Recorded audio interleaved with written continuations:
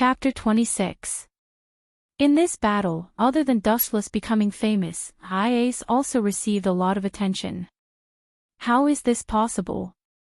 At this moment, the audience on Ace's side was stunned. This girl who usually kept a low profile had displayed an extremely powerful combat strength. How is this possible? Why is it impossible? Ace said faintly. She only used one hand to lightly grab her opponent's inherent spiritual equipment with pure strength. This girl, the director, was also very cautious. Although it was possible for her to become stronger, how old was Ace? Moreover, this girl's performance was not outstanding before. You did it. The director looked at Dustless, who was beside her. Why do you suspect that I did it? Wu Chen asked indifferently. Because someone saw you sneaking into Ace's place at night and reported it to me. The director said truthfully. It was that little girl Stacy who secretly followed me, right? Dustless didn't know whether to laugh or cry. He said with certainty, she must have said that I was peeping on a beauty. You know her well. The director nodded slightly. It could be considered that she agreed with Dustless's words. Stacy did report it, but the director didn't care. Ace didn't complain about Dustless, so what right did she have to say it? Maybe it was because both of them liked each other. That's right, it was indeed my masterpiece. How is it? Very strong, right? Dustless said with a hint of pride. How did you do it? The director looked at Dustless in astonishment.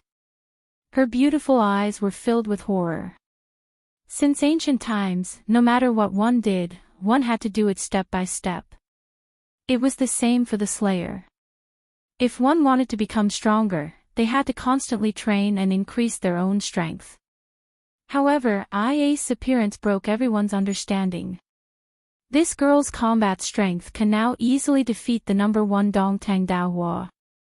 Dustless said calmly, as if he was describing a trivial matter. No way. She improved so much.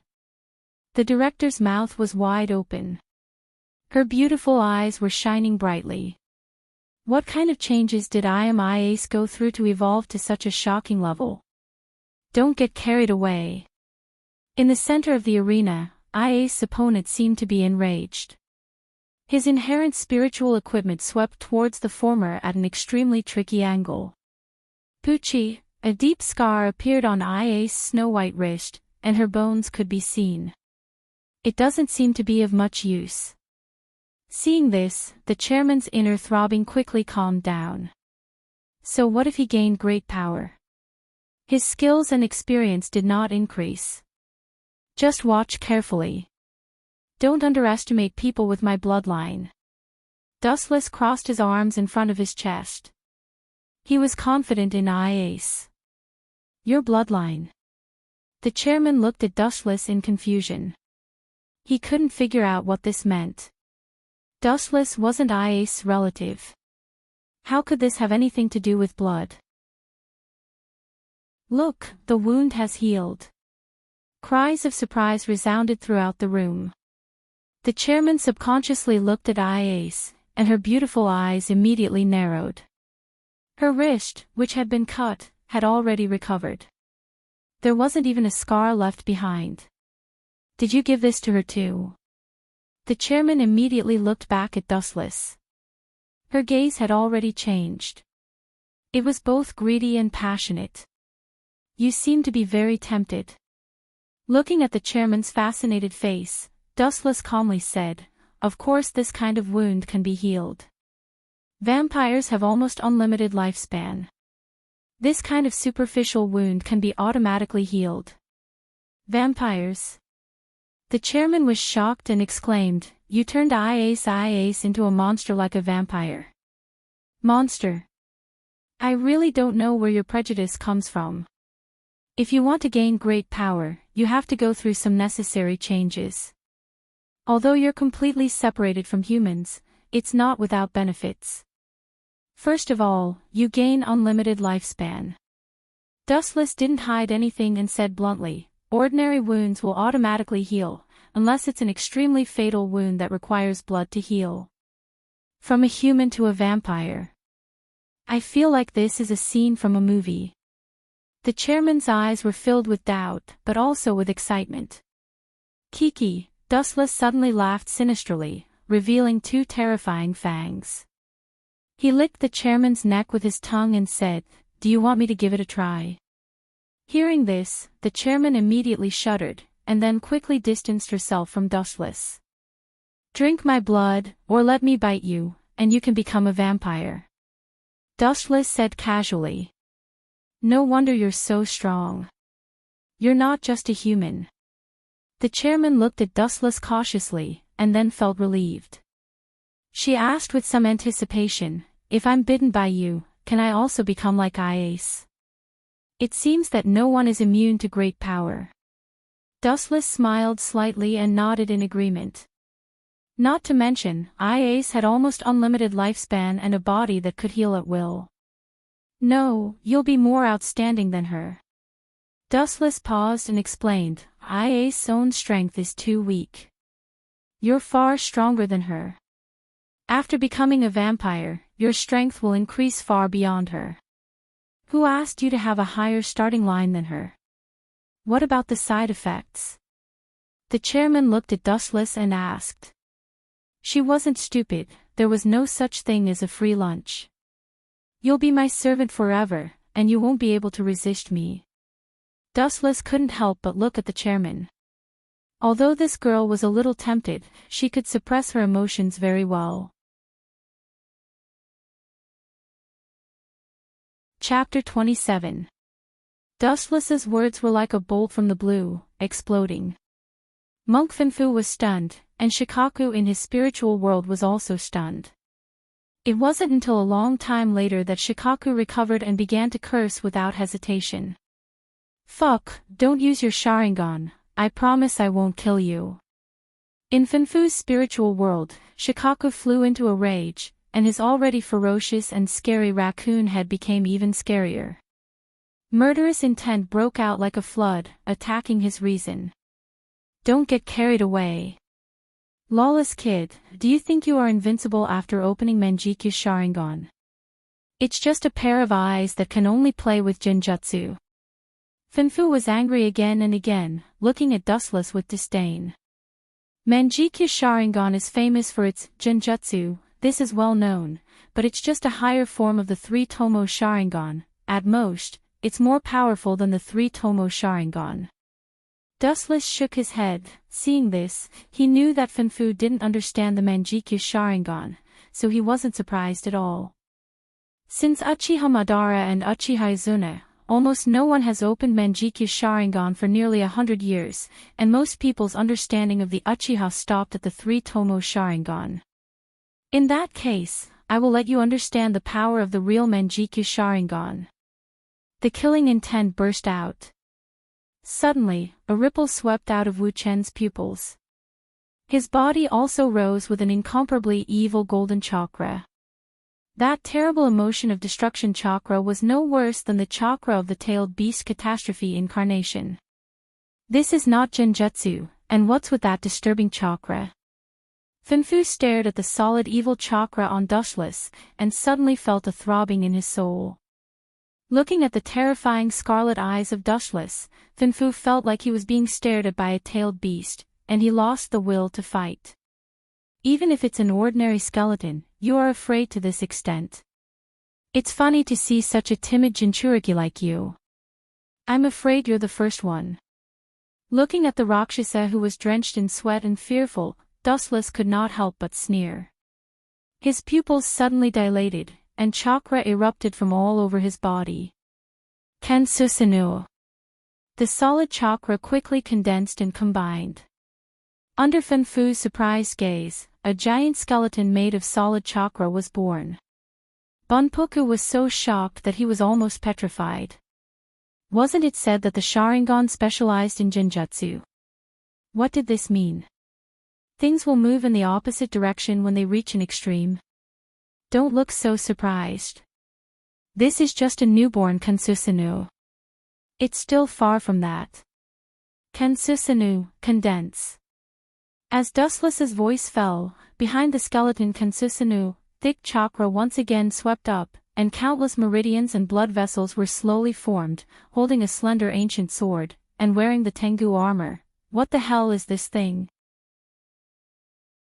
Taking a deep breath, Finfu's pupils were gloomy, and he desperately looked at the giant chakra that covered the sky. The majestic and oppressive chakra almost made him delirious. This is the Kansusanu of the Uchiha clan. It's really amazing.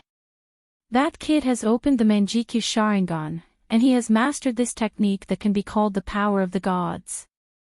He really has the strength to fight me head-on. In Rakshasa's spiritual world, Ichibi Shikaku muttered to himself, and his tone was no longer as arrogant and unrestrained as before. Instead, it was replaced by an unprecedented seriousness, and at the same time, it was unusually heavy. And what made Shikaku most concerned was that Kansusanu was obviously not ordinary. This is obviously a mature Kansusanu, how can it be so big? Shikaku's face was black, and he was very speechless. It was obviously a mature Kansusanu, and it wasn't the ultimate Kansusanu, but its body size was twice as big as other mature Kansusanu.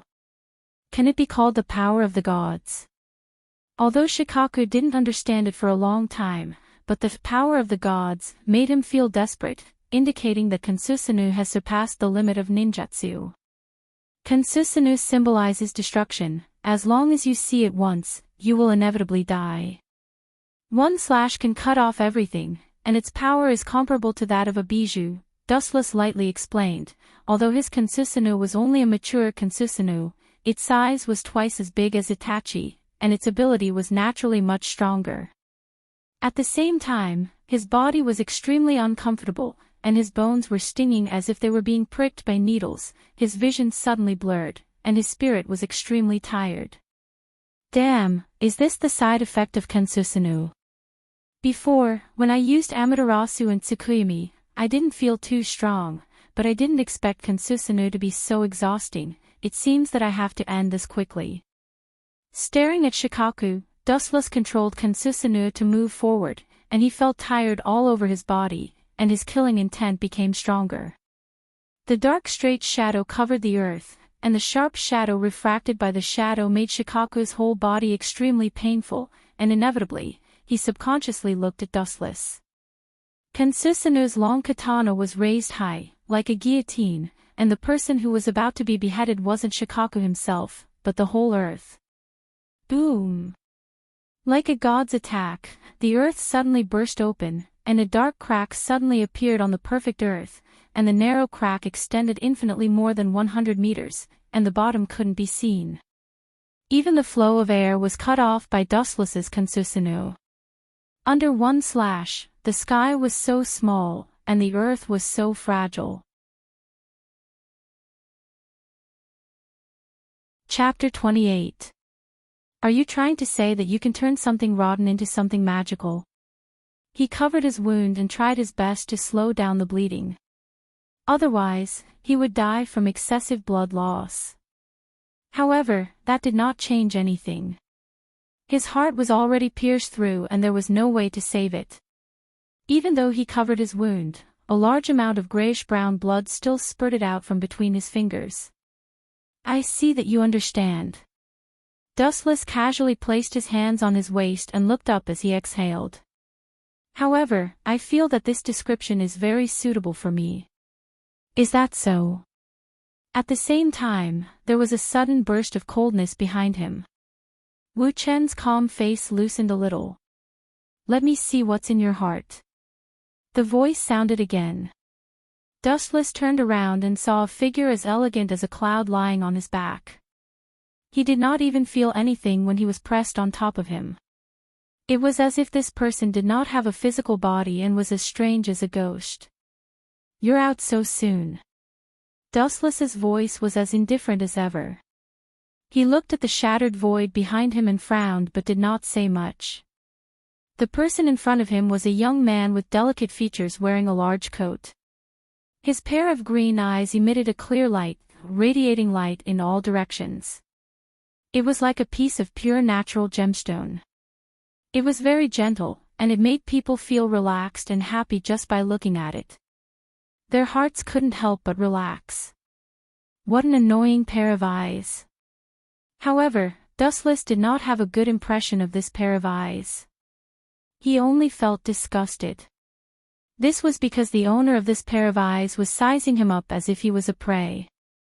Who would like this kind of person? Let me see your void. Dath suddenly put one of his hands close to Dustless's chest and pulled hard. It was as if something was pulled out of thin air. There was a large amount of light in his hand. Dustless was stunned for a moment. This was the first time he had encountered such a situation. Under normal circumstances, it was the Lord who extracted the void of a normal human. This was definitely the first time in history that the Lord extracted the void of a lord. Ha ha ha. What an amazing guy. Dath looked rather excited as he watched the light in his hand condense into a large sword. Even Dustless stared at it in a daze. In Dath's hand was a golden sword that was more than 2 meters long. It was very dazzling, like a peerless divine sword that had a sharp edge that could cut through all obstacles. This is my void. Dustless was surprised and curious at the same time. The divine sword in front of him reminded him of the Glint Fruit's heavenly gathering cloud sword. Although there were many differences in appearance, the length and width of this sword were both greater than the heavenly gathering cloud sword. It was more than 2 meters long, but the destructive heat it emitted was almost the same. Looks like it's similar to the Glint Fruit's ability. So this is what my void is. Dustless sighed. He did not pay much attention to Dath, who was wielding a great sword. How could he lose to a rat who only dared to hide in the dark? Unbelievable. Is this power really a human's void? Dath enchanted the gorgeous photon greatsword. His hands were trembling as he gently rubbed the blade of the sword. He felt the power contained in it and praised, perhaps the king's void is different from others. This idiot. Hearing this, Dustless sneered. He could tell at a glance that this was the power of his Glint Fruit. It was the power he first obtained. What did it have to do with void? If he had to force a connection, it was just the Glint Fruit being used by Dath in the form of a void. Before we fight, there's one thing I have to make clear. Dath's expression became incomparably stern. He said with the tone of a victor, if you're willing to create a new world with Ingman's real name, I'm willing to stand by your side. Suddenly, his eyes became as clear as pearls. His small hands continued to rub the blade of the lightsaber back and forth. I suddenly feel that you're more suitable than Yang Shinya to be the ancestor of the new humans. After all, your genes seem to be stronger than his. Perhaps after you combine with Ingman's real name, the new humans born will be stronger. Using a person to create a new race. Is that any different from breeding pigs? Dustless shook his head and refused. He did not have that kind of interest. A person living for the sake of reproduction was no different from a walking corpse. As long as one was alive, one should live freely and unfettered. That makes sense. Dath was not surprised. His expression was like a pool of stagnant water. It was as if he had expected Dustless to give such an answer. Everyone's worldview was different, and their pursuits were also very different. Some people loved money, and some people viewed money as dirt. No matter the time, there would always be people who did not play by the rules. Although I can understand what you're thinking, I won't allow you to ruin my plan. Dath's eyes suddenly emitted a shocking chill. He was like a bloodthirsty beast. He held the golden greatsword with both hands and slashed it fiercely in front of him. Boom, boom, boom. A huge slash swarmed over. It was unstoppable, like a fierce dragon that had broken out of its cage. It gnawed on the ground and tore open a very conspicuous gully. It went straight for Dustless. Even after obtaining my power, it's only at this level. Looking at the vast scale of the slash, Dustless could not help being greatly disappointed. Better let me teach you how to use the power of light. As soon as he finished speaking, countless rays of light burst out from Dustless's body like a small sun. Chapter 29. Bang, boom boom boom. The place where Atlanta was standing was blasted into a huge hole that was more than 10 meters long, and a big man with muscles all over his body was standing in it. There was no doubt that this punch did not hit Atlanta. At the critical moment just now, she avoided it with a vigorous movement technique. Whoosh whoosh whoosh. A burst of intensive air-piercing sounds came from the east. Shiro Amakusa frowned suddenly and quickly shouted, "Berserker, go after her." It was obviously the sound of footsteps, and there was no need to think about it. It was undoubtedly Atlanta. What a clingy guy. Looking at the big man chasing after her, Atlanta frowned. This guy was laughing as he chased after her. He was so mad that he no longer had any sense of reason. Atlanta decisively avoided the fight.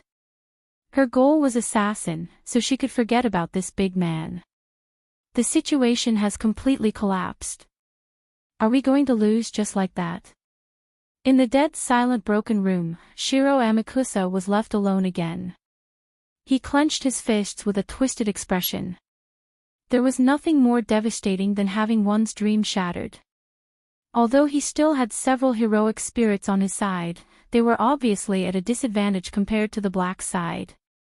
In addition, there were two powerful enemies, Ruler and Dustless. Especially Dustless, this was a hero that Shiro Amakusa was most afraid of. Until now, he still hadn't figured out where he came from and what kind of invincible history he had. Dustless.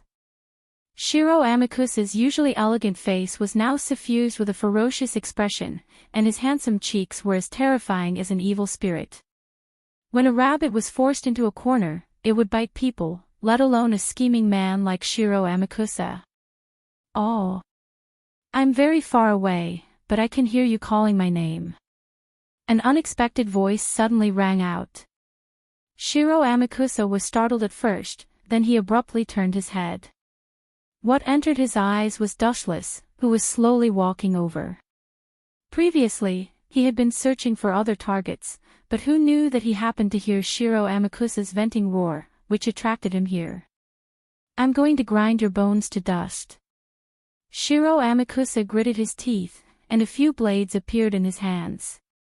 He looked at Dustless with an unfriendly gaze, as if he wanted to swallow him alive. If I remember correctly, this is the first time we've met. What's with your hateful expression? Dustless was also puzzled. It was clearly the first time they had met. Was there something wrong with this? However, Shurjin looked at Shiro Amakusa with a vicious gaze, as if Dustless had done something to hurt him. Could it be that I killed your parents? Dustless rubbed his nose helplessly, because Shiro Amakusa's eyes were filled with hatred. It was as if he was looking at an enemy who had killed his parents. You've ruined my dream and prevented me from saving the entire human race. This is countless times more serious than killing my parents.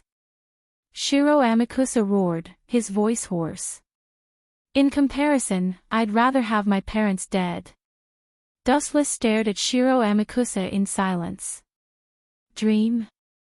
Was the so-called dream so important that he wouldn't hesitate to sacrifice his own parents? You're too stupid. Dustless shook his head. No matter what dream it was, if he didn't hesitate to sacrifice his parents, this kind of person was hopelessly stupid. If your parents knew that they had a sad son like you, they would definitely be in despair. Dustless couldn't help but sympathize with Shiro Amakusa's parents. Wasn't it a tragedy to have a son like this? What do you know? Shiro Amakusa snorted angrily and reprimanded, the world today is filthy, and the humans today are filthy and ugly. And I. Shiro Amakusa pointed at his own face and said emotionally, I only wanted to use the power of the Holy Grail to change the world and purify the human race. I wanted to give the entire human race a qualitative upgrade and create a truly perfect world. But you, a demon, actually destroyed my dream. You are a sinner to the entire human race. A sinner to the entire human race. Dustless's eyes widened. This was the first time he experienced the feeling of a pot falling from the sky. He became a sinner to the entire human race just because he destroyed Shiro Amakusa's plan. I don't have time to listen to your nonsense. Dustless couldn't be bothered with Shiro Amakusa and said bluntly, "Where did you hide that Leo Jelly? Hand him over, and I'll let you die a quick death."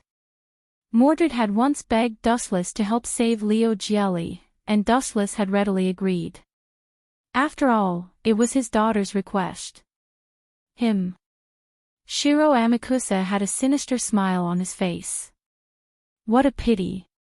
That guy might not even be in this world anymore. If that's the case, you'll die a horrible death. Dustless's eyes flashed with a cold light. For example, this is the outcome. Whoosh whoosh whoosh. Dustless flicked his finger, and a few rays of light shot straight at Shiro Amakusa. Whoosh whoosh whoosh. Shiro Amakusa was prepared for this as well. He dodged immediately. Assassin had strengthened his body, and his speed, strength, and reaction speed had all received a qualitative upgrade. Boom boom boom. A few black holes immediately appeared where Shiro Amakusa had been standing. It won't be that easy to kill me. After dodging the attack, Shiro Amakusa looked at Dustless with his head held high. If you want to kill me, you'll have to at least, pft, pft, pft. Before he could finish his sentence, Shiro Amakusa screamed in pain. A few rays of light came from behind and easily pierced through his four limbs.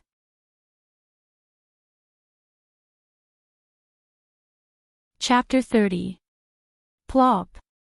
Shiro Amakusa didn't even have the strength to stand.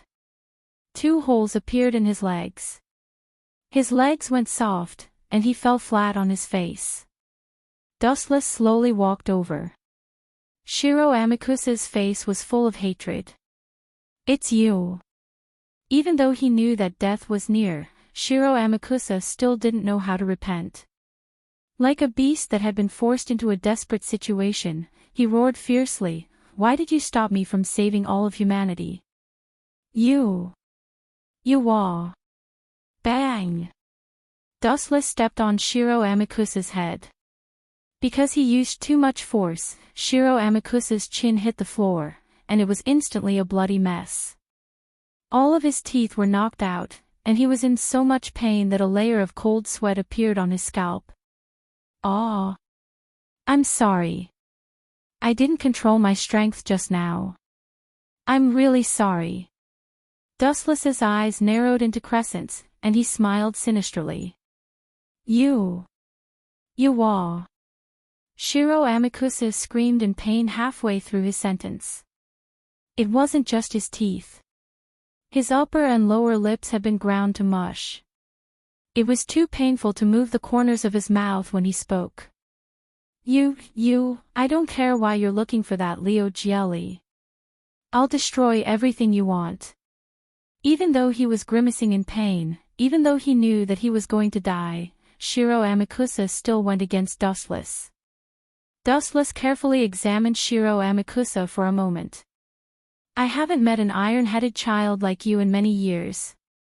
Dustless's eyes flashed with a dark red light. "If you want to play, I'll play with you until the end." After saying that, Dustless moved his foot and landed on Shiro Amakusa's shoulder. It seemed like he was planning to crush him. Saber. At this time, Shiro Amakusa suddenly roared. His face was ferocious, and he scolded in exasperation, "Useless trash, you were actually defeated by a mere cyborg, and the strongest swordsman at that, bah." Dustless was startled by Shiro Amakusa's nonsensical words. Did he mean that Mordred had been defeated? The opponent is an android. Does that mean Sieg? I failed. It's all because of these guys. Apart from assassin, none of them were useful, Shiro Amakusa complained. Lancer was killed by Dushless, Rider was also killed by Dushless, Archer, Atlanta, surrendered to Dushless, and Mordred was also defeated. Just thinking about Shiro Amakusa made Shurjin want to vomit blood. What kind of bullshit was this? Brat, what's wrong with Mordred? Dustless's foot landed on Shiro Amakusa's shoulder, causing his bones to crack. What's your relationship with that guy? Why do you care so much about her? Shiro Amakusa asked hoarsely. It seemed that from the beginning, Dustless and Mordred had an inexplicable relationship. Technically, she's my daughter, even though we're not related by blood, Dustless said truthfully. Your daughter? Shiro Amakusa was completely dumbfounded. The situation was in a deadlock for a moment. Then, he laughed maniacally. That's great. I'm sorry to tell you that your daughter has already been killed by that clone. As a father, your own daughter was killed, and you can only watch as it happened. Curse your incompetence. Shiro Amakusa barked, but Dustless didn't even blink. Although Mordred was defeated and killed, as a heroic spirit, she was already dead. As for Dustless and Mordred, there were no feelings between them. What incompetence and self-blame. Wasn't that just nonsense? But that clone actually defeated Mordred. That's quite surprising. Dustless shook his head, feeling that it was somewhat unreal. Why? Was it because Sieg had a protagonist aura? In any case, Mordred was someone who had inherited Artoria's bloodline. Losing to a mere clone was too humiliating. No matter how he looked at it, it was somewhat inconceivable. No matter what, you're going to die first. After saying that, Wu Qin stepped on Shiro Amakusa's head. As long as this guy died, no matter who the red team's spirit was, they would be done for. Wait. At this moment, a hurried voice sounded. Dustless's eyes narrowed as a pitiful figure appeared in front of him. You're already in this state, and you still want to stop me? Dustless stared at the injured person. It was Assassin. Although she had the advantage in terms of strength, she was heavily outnumbered, so she suffered quite a bit. Her pure black clothes were soaked in blood. Assassin. Shiro Amakusa's eyes trembled. He was also very surprised by Assassin's arrival. Let go of the master. He's just an ordinary person. Assassin said weakly. When she spoke, she pulled on her injuries, causing blood to flow out of the wounds all over her body. Say that again. I might have heard wrongly. Dustless dug his ears. Mothif *Ker, this woman was already in this state. She was riddled with wounds, yet she still wanted to ask him to let Shiro Amakusa go. Where did she get the courage? Assassin, I thought you were different from the others. After all, as an empress, there must be something that's completely different from the other heroic spirits. Who knew that you're still the same? You're no different from those idiots. You all like to say such nonsense. Shiro Amakusa must die. Dustless's expression was cold as ice as he said cruelly.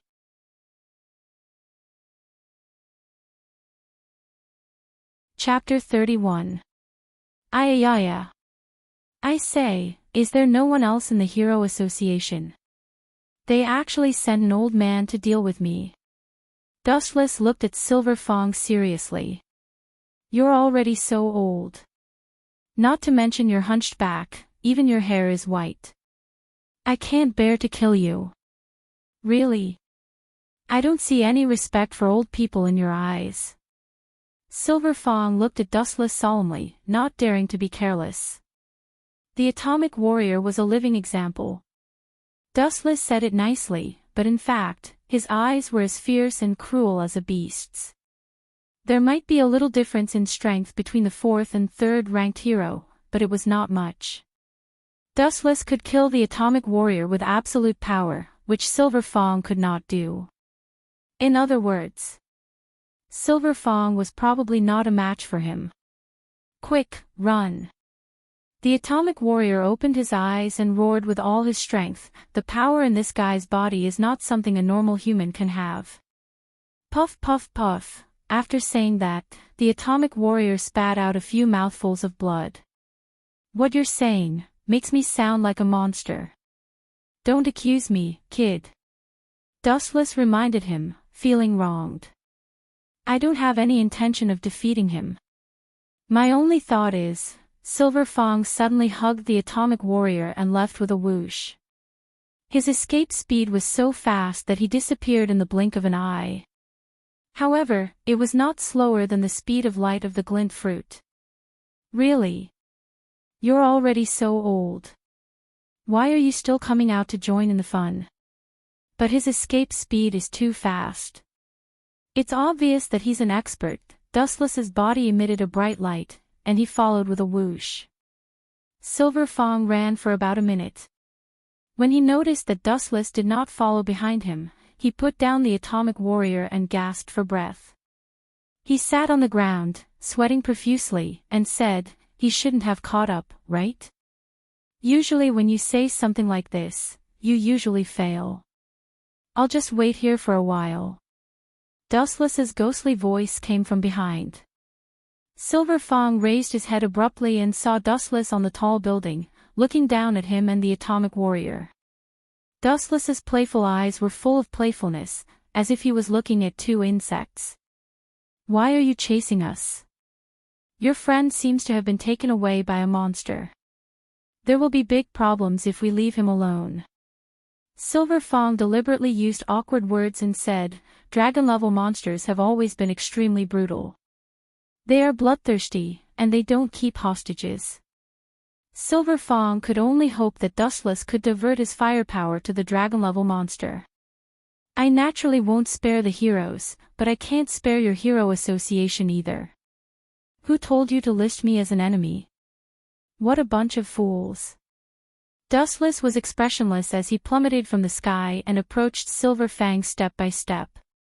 Cough, cough, cough. The atomic warrior spat out a mouthful of blood. He stood up miraculously, looked at Silver Fang, and said, you retreat first. I'll hold him back. How are you going to hold him back when you're already like this? By bragging. Dustless mocked. Damn it, you have to consider the environment before bragging. How can this be? Silver Fang frowned deeply and looked at the atomic warrior unhappily. Then, he stared at Dustless and said, there doesn't seem to be any deep hatred between you and the Hero Association. I'm willing to help you smooth things over. No need. You all think I'm a dragon-level monster. Then let's fight. Dustless refused directly. Then, 10 tails appeared on his back. The atomic warrior and Silver Fang were stunned and exclaimed, are you that 10 tails? Are you in your human form now? You can understand it that way. Dustless nodded. Now do you understand why I'm targeting you heroes? Dustless held his head lazily. The atomic warrior and Silver Fang were devastated. Whoosh! Whoosh! Whoosh! It was at this moment that a flash condensed on the left side of Silver Fang. A pure gold foot cast in gold fell directly. Light speed kick. This solid kick accurately landed on Silver Fang's body. Silver Fang groaned in pain, and then his whole body disappeared. Boom! The apartment not far away was directly hit by Silver Fang. This old man's body is quite hard. That kick just now was like kicking a diamond. It seems that he has trained his body quite a bit. Dustless muttered, then stared at the atomic warrior with terrifying eyes. Let's start with you. Go to hell. Laser. A beam of light pounced on the atomic warrior. His memory had been extracted and this guy had no value. Dustless didn't need to show mercy. Poochie, the scorching beam penetrated the atomic warrior's head. His skull was directly penetrated. On the top of his head, a fist-sized hole was extremely conspicuous. Plop! The atomic warrior fell to the ground. At the moment of his death, his eyes were wide open. Ayayaya. I say, is there no one else in the Hero Association? They actually sent an old man to deal with me. Dustless looked at Silver Fong seriously. He's old. Not to mention his hunched back, even his hair is white. I can't bear to do it. Really? I don't see any respect for the old man in your eyes. Silver Fong looked at Dustless solemnly. He didn't dare to be careless. The atomic warrior was a living example. There might be a little difference in strength between the 4th and 3rd ranked hero, but it wasn't much. Dustless could kill the atomic warrior with absolute power. This was something that Silver Fong couldn't do. In other words, quick, run. The atomic warrior opened his eyes and roared with all his strength. The power in this guy's body isn't something a normal human can have. What you're saying makes me sound like a monster. Don't accuse me, kid. Dustless reminded him, feeling wronged. I don't have any intention of defeating him. My only thought is, Silver Fong suddenly hugged the atomic warrior and left with a whoosh. His escape speed was so fast that he disappeared in the blink of an eye. However, he wasn't slower than the speed of light of the glint fruit. Really? You're already so old. Why are you still coming out to join in the fun? But his escape speed is too fast. I can tell at a glance that he's an expert. Dustless's body emitted a bright light as he chased after Silver Fong. Silver Fong ran for about a minute. When he noticed that Dustless didn't follow behind him, he put down the atomic warrior and gasped for breath. He sat on the ground and said, sweating profusely, he shouldn't have caught up with us, right? Usually when you say something like this, you usually fail. I'll just wait here for a while. Dustless's ghostly voice came from behind. Silver Fong raised his head abruptly and saw Dustless on the tall building, looking down at him and the atomic warrior. Dustless's playful eyes were full of playfulness, as if he was looking at two insects. Why are you chasing us? Your friend seems to have been taken away by a monster. If we leave him alone, there will be big problems. Silver Fong said in a deep voice, deliberately using embarrassing words, dragon-level monsters have always been extremely cruel. They are bloodthirsty. They don't keep hostages. Silver Fong only hoped that Dustless could divert his attention to the dragon-level monster. I naturally won't let go of Hero, but I can't let go of your Hero Association either. Who asked you to list me as an enemy? A bunch of idiots. Dustless was expressionless. His body fell from the sky and approached Silver Fong step by step. Cough, cough, cough, the atomic warrior spat out a mouthful of blood. His little universe exploded as he stood up miraculously. He looked at Silver Fong and said, you retreat first. I'll hold him back here.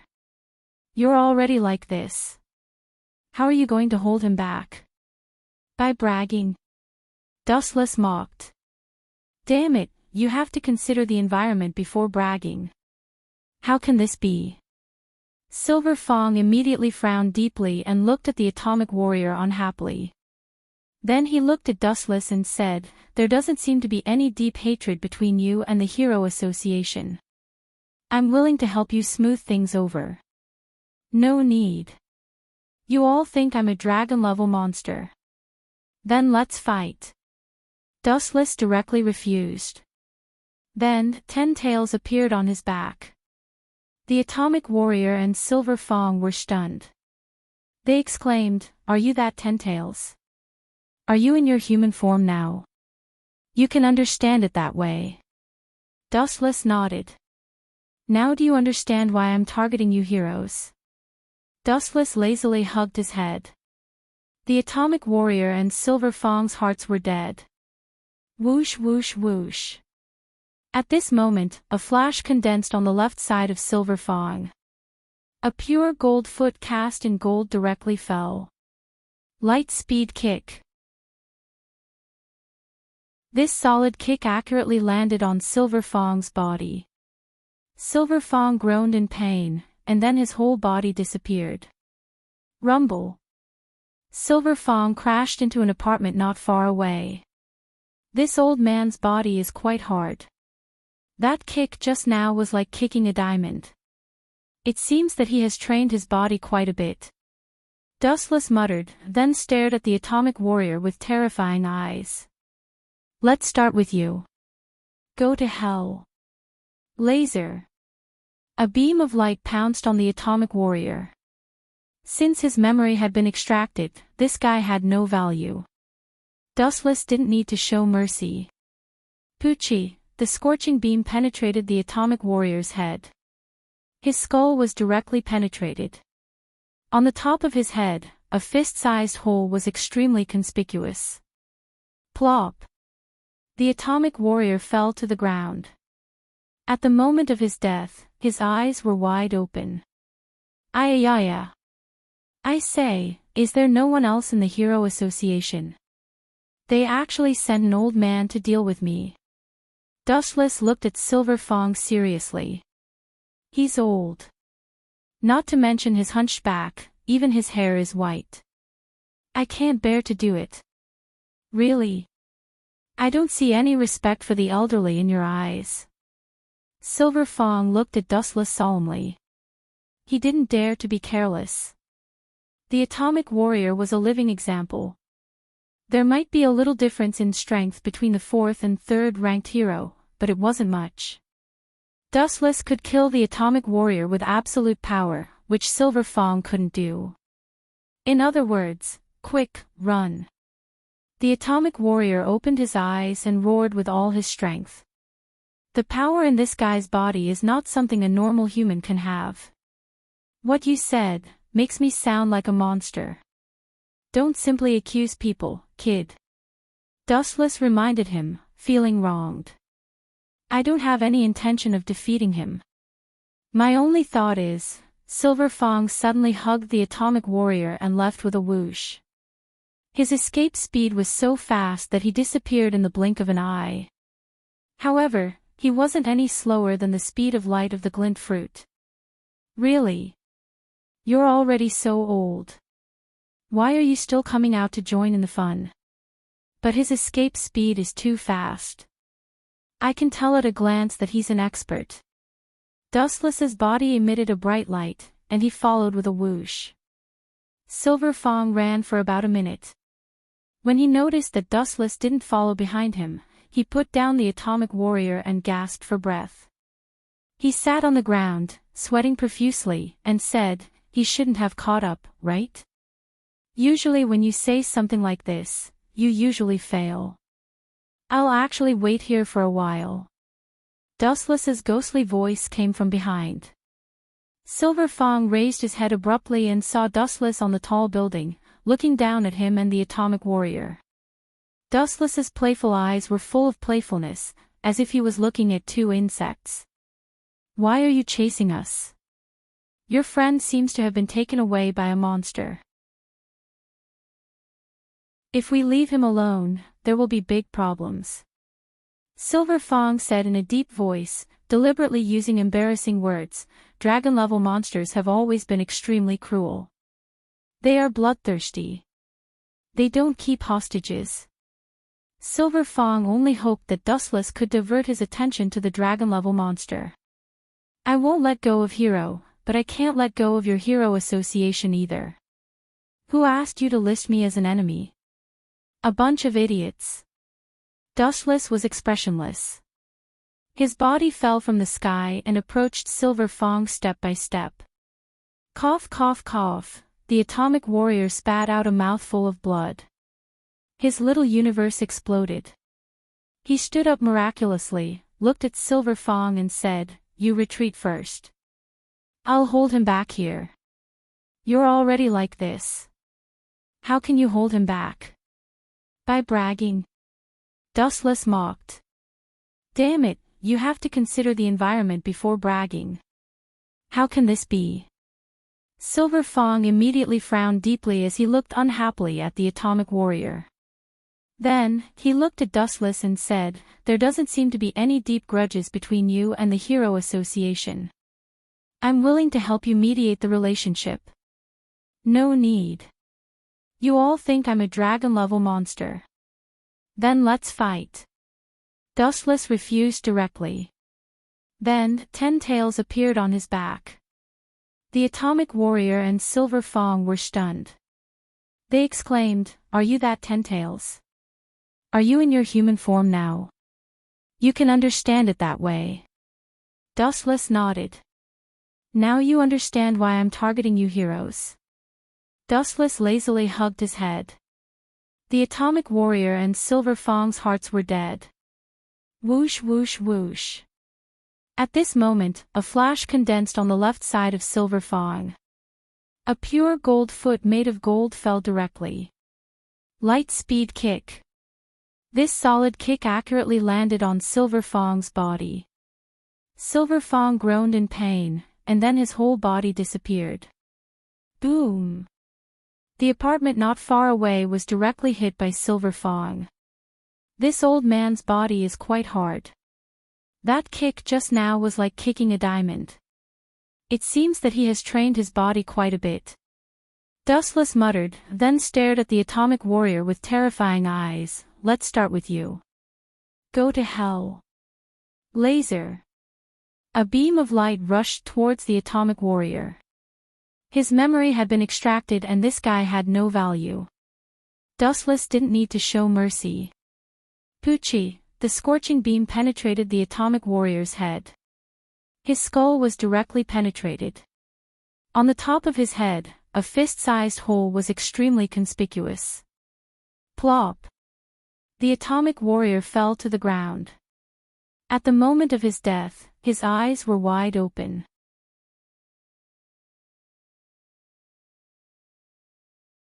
Chapter 32.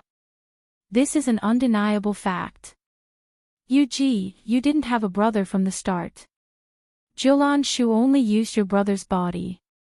Following Dustless's words, the atmosphere became unusually tense. Everyone's face was tense. This topic was too heavy. Jiulan Li, sure, I remember him. He killed my parents. Yuji's eyes were red, and crystal-clear tears were rolling down her cheeks. There will be a day when you take your revenge. Dustless patted Yuji's shoulder to comfort her. His gaze was gentle, and then he looked at Jia Yuanshao. His face was as cold as ice. Now, can we go back? Miss Yuji, you really don't want to think about it. Jia Yuanshao still didn't give up. His tone was a few times heavier. Master Shu, everything up till now, trash, shut up. Dustless opened his mouth to interrupt Jia Yuanshao. His pair of calm eyes were brewing flames that could melt everyone. I allowed you to enter my world, but I didn't allow you to do whatever you want in my world. You want to kidnap Yuji with morals. Don't be so smug. After finishing his words, Dustless slightly reduced his aura. Bang! Although it was just a trace of his aura, which was insignificant, to Jia Yuanshao, it was like Mount Tai was pressing down on him. It was as if the entire world was pressing down on his shoulders. His standing legs instantly knelt down, crushing the floor. So strong. 1,000 Miles Shi and Rima Yuanya were also affected. Dustless didn't target them. The two of them couldn't stop sobbing.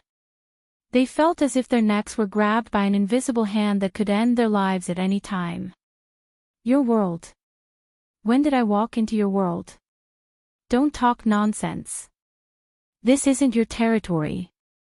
It's the Black Master Academy. Master Shu and Black Master Hui Yen built it together. Jia Yuanshao was stubborn. Even if his knees were about to be crushed, he still had a deep hatred for Dustless. The hatred between the two could be said to be irreconcilable. Dustless and Jiulan Shu would not rest until one of them was dead. Jiulan Shu's follower Jiulan Shu was also an enemy of Jiulan Shu. Jiulan Shu also snatched away Jiulan Shu's childhood sweetheart Sayaka Haiyuan. Dustless grinned and stared at Jia Yuanshao, who had a painful expression. There was nothing more humiliating than kneeling in front of the enemy. He taunted, "The ignorant are fearless. Yuanjia, tell this brat what my world is."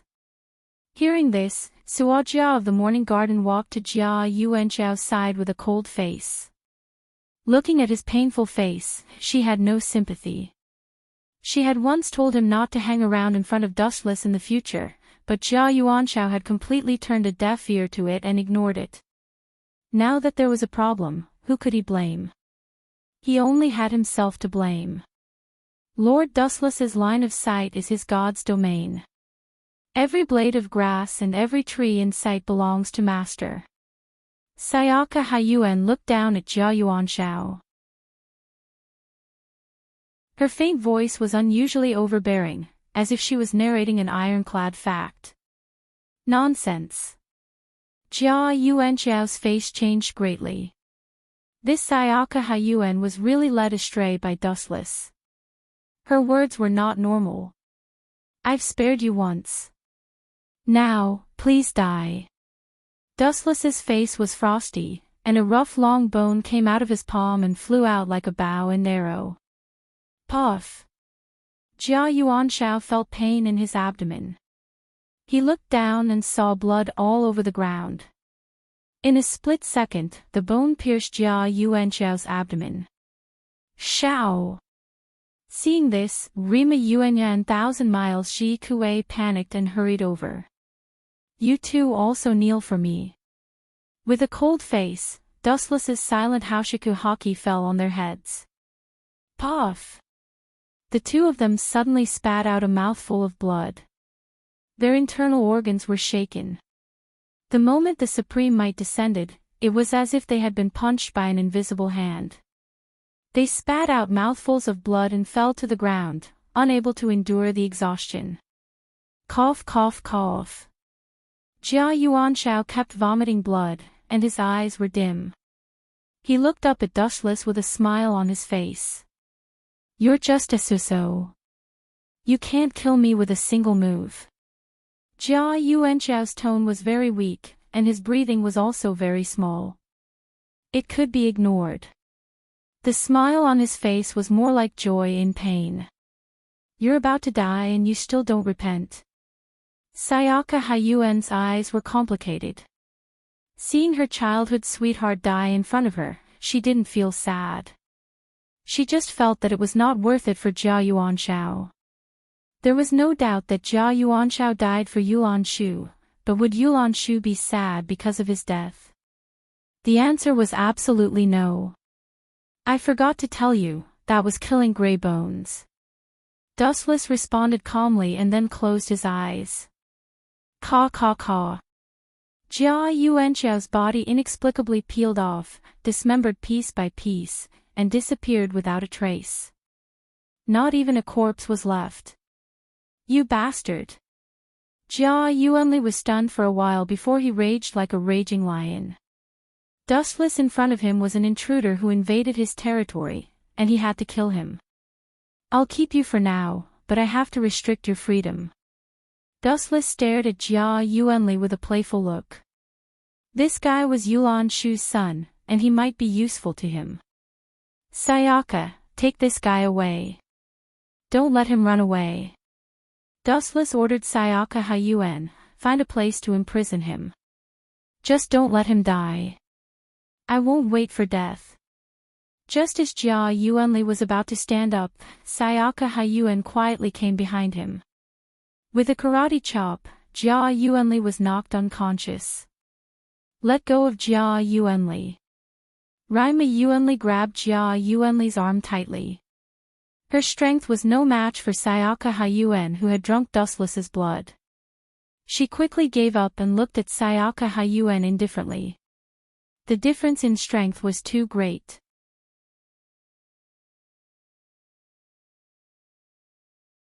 Chapter 33. Ayaya. What a terrifying monster. Will we be digested if we continue to stay here? Will we be excreted like feces? Dustless touched his chin and looked at Jester with a faint smile. Everyone was speechless when they heard this. Is there something wrong with you? We're about to be killed, and you're still making such a silly joke. It's a bit rude, but that's exactly what Sir meant. Jester nodded. If they couldn't get out, they would be digested and excreted like feces. We just saved my mother, and now we're going to die. Wan Leah gritted her teeth. Her slightly ferocious face showed that she was unwilling. Even if you want to die here, I don't want to. I haven't had enough fun yet, Dustless replied calmly, and then a flash of light appeared between his fingers. Dustless released a large amount of spiritual pressure from his body. The void flash between his fingers became denser and denser, and its power became stronger and stronger. After a while, Dustless flicked his fingers, and a blue light swept out. Wang Su's flash.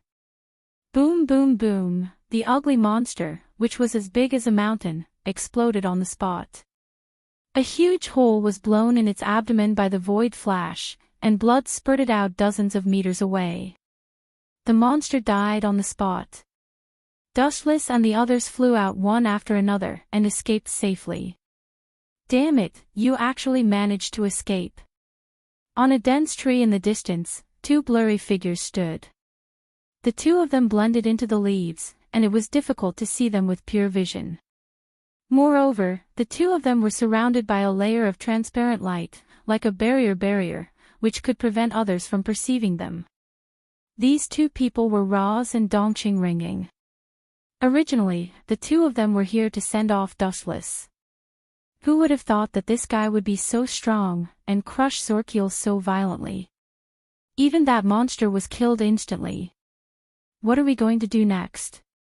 Dongqing Ringing asked. He glanced at Dustless from the corner of his eyes, and his killing intent was awe-inspiring. What else can we do? We're running for our lives, of course. Roz snorted in annoyance. They were going to fight Dustless alone. Forget it, even if there were 1,000 of them, they would still be crushed. Are we just going to watch this guy leave? Dongqing Ren asked in dissatisfaction. His words implied that he wanted to have a big fight with Dustless. If you have any unrealistic thoughts, I advise you to put them down. You are not his opponent yet. Moreover, we have already found an ally. The current Demon King Leonhardt is willing to help us. Ra's words were shocking. His words made Dongqing Ren smile. Really? Dongqing Ren was extremely excited. Although he did not know who this Demon King was, and he had never seen him in person, since he was able to sit on the Demon King's seat, he must be extremely powerful. Furthermore, he controlled an army. Alright, let's retreat for now. Taking a deep breath, Dongqing Ren suppressed his anger. There was still a long time in the future. There was no need to rush for revenge. Although he wanted to kill Dustless, he was not stupid. This guy was so powerful that he could destroy heaven and earth. Not to mention himself, even if he teamed up with Roz, they might be killed in an instant. Speaking of which, when did that Demon King become enlightened? Why is he helping us? I am from the Hero tribe. Dongqing Ren turned around and asked in surprise. The Hero tribe and the Nephilim tribe had always been at odds. In the past, they even had a big war. Although the war was later stopped, both sides still did not see eye to eye with each other. Now that the Demon King was willing to help Dongqing Ren, it was indeed unbelievable. That guy is too strong. The stronger the person, the more unscrupulous they are. Although he has no grudge with Leonhardt, the strong have a common problem, and that is, they don't like to follow the rules. Roz said mysteriously. What he meant was that Leonhardt had already regarded Dustless as a threat. In Dustless's house, after rescuing Wan Leah's mother, everyone realized that there was one more beautiful woman. Many people looked at him differently. Shui put her hands on her hips and looked at Dustless angrily. Her spittle flew all over the place. You are really a... Before she could finish her sentence, she stopped. Looking at her carefully, her cute cheeks were already red, and her eyes had become blurred. Obviously, the curse was activated again. You are really asking for trouble. Seeing this, Dustless could not help but laugh. The curse would be activated if she had the slightest thought of disobeying him. Help me. Shui laid in Dustless's arms, and her voice softened. It sounded like she was asking for help, but her soft tone was more like a disguised request for one's soul. Hearing this, the girls looked at Shui with pity. At the same time, everyone stared at Wanlia with resentment. This evil curse was so evil that if she had the slightest thought of disobeying Dustless, she would be retaliated. It worked every time. Next time, you can solve it yourself. Dustless glared at Shui fiercely, then carried her to the bedroom. Everyone knew what to do next. This curse is too evil. Even a nightmare should go to hell. Rotha and Irene couldn't help but shrink her legs. Hearing Shui's slight moan, her pretty face turned red. Soon, she would also sign a master-servant contract with Dustless. If she had the slightest thought of disobeying Dustless, the curse would follow. Just thinking about it was scary. Only this way can we test if you are loyal to Sir Dustless. Those who have a guilty conscience must be afraid. Wanlia snorted. Everyone looked at each other, and they could see the helplessness in each other's eyes. Most of them were forced by Dustless using despicable means. Loyalty? Definitely not. It was good enough that they could resist killing him.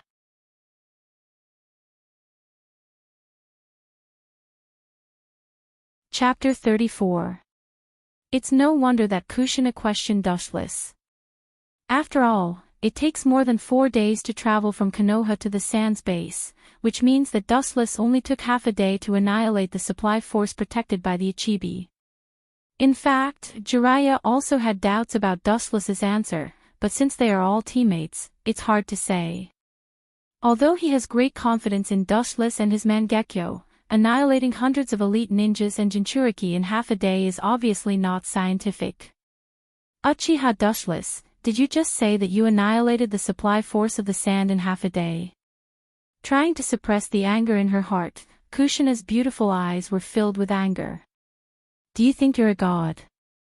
Even if the Hokage himself went out, it would be impossible to annihilate such a force in half a day. Maybe he would even get beaten up by the other side. Jinchuriki is a real Kage-tier ninja, and there are dozens of elite ninjas. You said that you annihilated them in half a day. Who would believe it? Indeed. Dustless looked at Kushina's eyes, and then directly ignored her, and said in an extremely indifferent tone. He didn't understand what was going on with this woman. Why was she deliberately targeting him? Is it because I stole Minato's script? Is that why she's targeting me? Noticing that Uzumaki Kushina was looking at him more and more unkindly, Dust secretly thought about it and immediately shook his head. Uzumaki Kushina's character was not that kind of narrow-minded person. He and Minato didn't have any competitive relationship. The two of them were completely different existences. Kakaka. Seeing that Dustless still admitted that he annihilated the supply force of the sand, Kushina suddenly became furious, and her seemingly soft little hand directly smashed the table into pieces, and asked coldly, Dustless Uchiha, I admit that you are very strong, but the people here are not 3-year-old children. Don't you think that lies are ridiculous? Kushina sneered at Dustless's expressionless face. The only ones who can defeat the supply force of the sand in half a day are Hashirama and Madara. There is no Uchiha Dustless. So that's how it is. Dust looked at Uzumaki Kushina with a strange expression. He finally understood what she meant and said lightly, You mean to say that the annihilation of the sand supply army was a scam, and it was actually for my own merits? Humph. Hearing this, Kushina just snorted. Although she didn't say anything, there was no doubt that this was what she meant. The Manjikyu Sharingan is terrifying, but to defeat a Jinchuriki, using Genjutsu is useless, because the bijou inside the Jinchuriki can interfere with his chakra, and Genjutsu is useless. Kushina coldly looked at Dushless. Why does she know that Genjutsu is useless against a Jinchuriki? Because she is the Kyuubi's Jinchuriki. Although she hasn't seen the power of the Manjikyu Sharingan with her own eyes, she is still an Uzumaki. Even if the Uzumaki clan has completely declined, she is still a descendant of the Six Paths, and even if she doesn't know everything about this distant relative, she still has a basic understanding of him. At least in Kushina's eyes, Dustless shouldn't be so strong. Unless you prove your strength. Kushina's tone suddenly changed, and her beautiful eyes stared at Dustless, and she said, "Unless you have the strength to defeat me, then you can't do it." Ha! Hearing this, Dustless directly laughed, and looked at Kushina with contempt, as if he was looking at a clown. What's so funny? Seeing this, Kushina was instantly angry, and her eyes were burning with anger. She originally wanted to give Dustless a way out, but she didn't expect the latter to be so insensible and make fun of her. Defeating you doesn't mean anything. As long as I defeat you, I have the strength to defeat a bijou. Don't you think your question is too ridiculous and naive, Uzumaki Kushina? Dustless said sarcastically, although Kushina's chakra is scary, but what does it mean? You and I are not in the same dimension. Looking at Kushina faintly, Dustless's calm and powerful voice sounded, and his voice was full of confidence. It's not that Dustless is exaggerating, although Kushina's strength is not bad, she's still young, and she hasn't reached the late stage yet. Defeating her now is really not difficult for Dustless. Of course, the premise is that she doesn't use the power of the Kyuubi. Although using the power of the Kyuubi is a bit difficult for Dustless, it's really not difficult to defeat her. Are you kidding me? Hearing this, Uzumaki Kushina was furious. She was mocked by Wuchin for not being in the same dimension as her, which was tantamount to a direct slap in her face. She didn't know when, but all kinds of sharp ninja weapons appeared in her hands, and she immediately flashed behind Dustless, and tightly choked his neck, and in the blink of an eye, she subdued Dustless. You're just a so-so. Kushina was proud, and when she was about to despise Dustless for overestimating himself, she suddenly felt a burning sensation on her hand, and she subconsciously retracted her hand. Dustless's body was covered with a golden luster, and after a while, his whole figure disappeared. When he reappeared, he was holding the Kushina sword, and the sharp blade was pointed at Kushina's throat, and his indifferent little face was full of indifference, and his eyes were emotionless.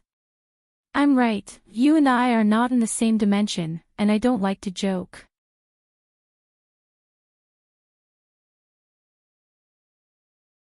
Chapter 35. You want to play tricks with me? Kid, you're still miles away from that. Let's see how I'll deal with you today.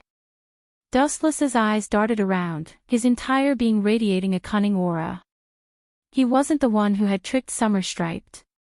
Since the kid had taken the initiative to attack, Dustless had to return the favor. Cough, cough, cough. After my initial assessment, I'm sorry to say that this kid is probably crippled. Dustless's words sent them straight to hell. Be it Winter Striped or Huang Lingyin, their faces paled. Bullsh *T, you quack. I'm perfectly fine, since when am I crippled? Summer Striped cursed inwardly. How could he treat a patient with this level of skill? This was utter nonsense. You must have a way, right? I spent so much money to invite you here, you can't just leave like nothing happened. Huang Lingyin rushed to Dustless, her voice laced with tears. Her eyes were red and swollen from crying. Of course, of course. Dustless nodded, but he was cursing inwardly. Damn Summer Striped. Why are so many girls interested in him? It's like a flower stuck in cow dung. No, a flower stuck in dog dung. Based on my estimation, Xia is in a vegetative state right now. Dustless spoke slowly. It's not impossible to wake him up, but it's extremely difficult. It's as difficult as ascending to heaven. As you know, a vegetative state isn't much different from a dead person, so we need to use stimulation therapy. What do you plan to do? Winterstripe heaved a sigh of relief. Dustless's calm demeanor suggested that he had a solution. It's simple. If you want to wake him up, the best way is to stimulate him mentally. Dustless smiled strangely. As you know, Summer hates me the most, so we need to fight poison with poison. I'm the best person to deal with him. Dustless's eyes fell on Millennium Weaver. With a calm smile, he whispered to her, "Let's do something interesting in this room. Who knows? Maybe we'll wake him up." Interesting things. Vega Thousand Winter looked at Dustless suspiciously. What was this guy talking about? Seeing his evil grin, Weaver Thousand Winter suddenly had a bad premonition, and his whole body shivered. Of course it's about the body. You're mine from now on, little Qiandong. Dustless said truthfully. Only an idiot would let go of such a good opportunity that Summer Vega had created for him. You're just messing around. Thousand Winter Weaver's face turned red. Dustless was clearly taking advantage of the situation. Caw caw caw caw. At this moment, the lying Summer of Weaving suddenly swayed. Looking at his pale cheeks, it was now a patch of red. Did you see that? My method worked, didn't it? We haven't tried it yet and Xiao's face is already red with anger. If we really try it, he will definitely be able to regain consciousness by then. Wu Qin struck while the iron was hot and tried his best to bluff. Really? Doubt flashed in Thousand Winter Weaver's eyes. She looked at the red-faced Summer Vega, who had yet to wake up. He seemed to have been provoked. If it doesn't work, I'm willing to hand over his head to you. Dustless made a solemn vow. His words completely crushed Thousand Winter Weaver's last line of defense. Fine, let's try it. Thousand Winter Weaver gritted her teeth and finally agreed with a red face. She and Dustless had already done some things in the past anyway. She just hadn't broken through the final barrier yet. Hee, that's good. Dustless smiled proudly. He then turned to Cecilia and Huang Lingyin. You two should leave. It's not appropriate for us to be seen doing that kind of thing. Not appropriate my ass. Dustless, you bastard. How dare you take advantage of my misfortune? I'll kill you today. The motionless Summer of Weaving suddenly jumped up as if he was possessed by a wolf or a tiger. He pointed at Wu Qin and scolded, You quack, I'm fine. You're the one in a vegetative state. You actually want to take advantage of my sister. Shameless, scum. After scolding Dustless, Summer Vega revealed a smug smile. He had exposed this despicable man's dirty plan. Everyone would definitely see him in a new light. Oh, you're finally awake. Aren't you tired of pretending? Dustless let go of Vega and looked at Huang Lingyin. Mission accomplished. I'm going back to sleep. Let's meet your parents some other day, Lingyin. Meet my parents? Summer Vega was taken aback. What did that mean?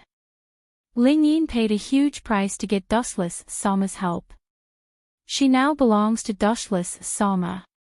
It's all thanks to you. Cecilia took the opportunity to add salt to the wound. This sentence couldn't be any simpler. In order to get Dustless's help, she had sacrificed herself. The funny thing was that Summer Vega didn't have any illness at all. It was all an act by the kid. Idiot, intelligence is a good thing. Go home and practice before you play with me. Casting a glance at Weaver Spot Xia, Dustless left. A burst of carefree laughter reverberated in the entire space. Tonight's self-written and self-directed drama was very exciting. Vega. Summer. I'll hate you forever. Huang Lingyin couldn't hold back her tears any longer. She left in tears. What's going on, Sister Thousand East? Summer Vega stared blankly at Thousand East. It was ridiculous. You idiot. Slap. A palm print appeared on Summer Vega's face. Thousand East had given him a merciless slap.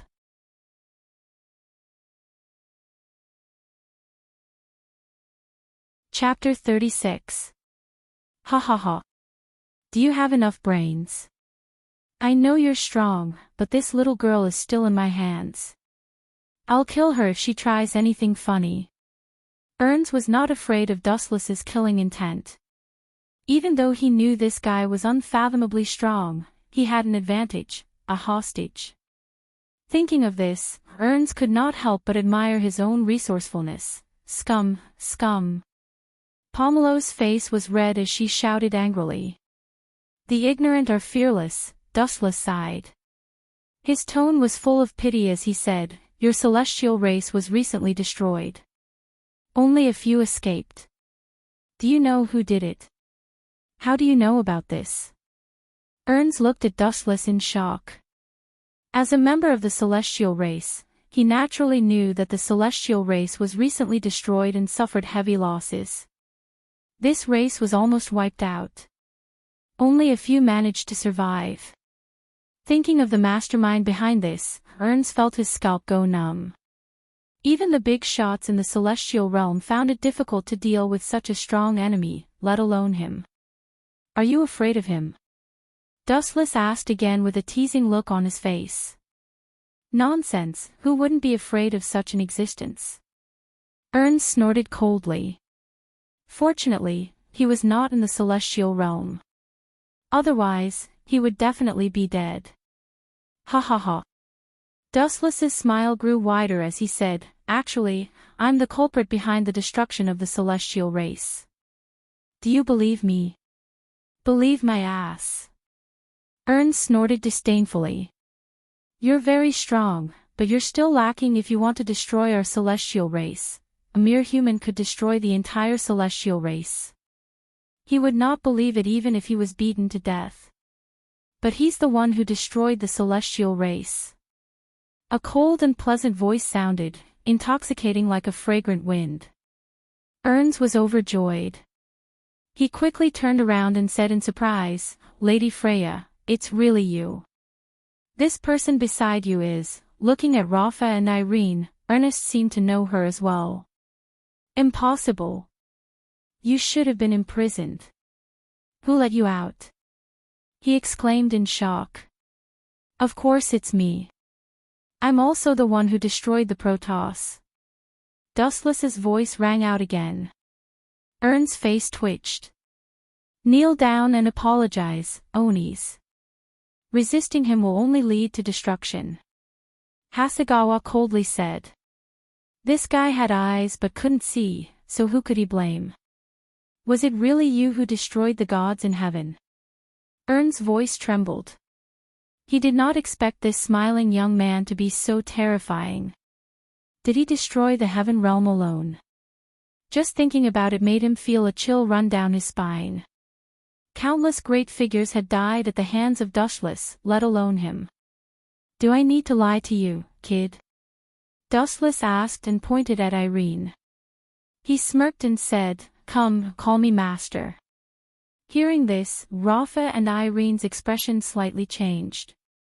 Looking at Dustless's unquestionable expression, they could only helplessly call out, Greetings, master. That soft voice made one's body go limp. Damn it, am I dreaming? Aoni slapped himself in the face. The burning pain told him that this was not a dream. Then, he looked at Rafa Irene in disbelief and exclaimed, You are also one of the 10 gods of the celestial realm. Why did you submit to this guy? However, Irene did not even look at him. She seemed to be disdainful and directly ignored him.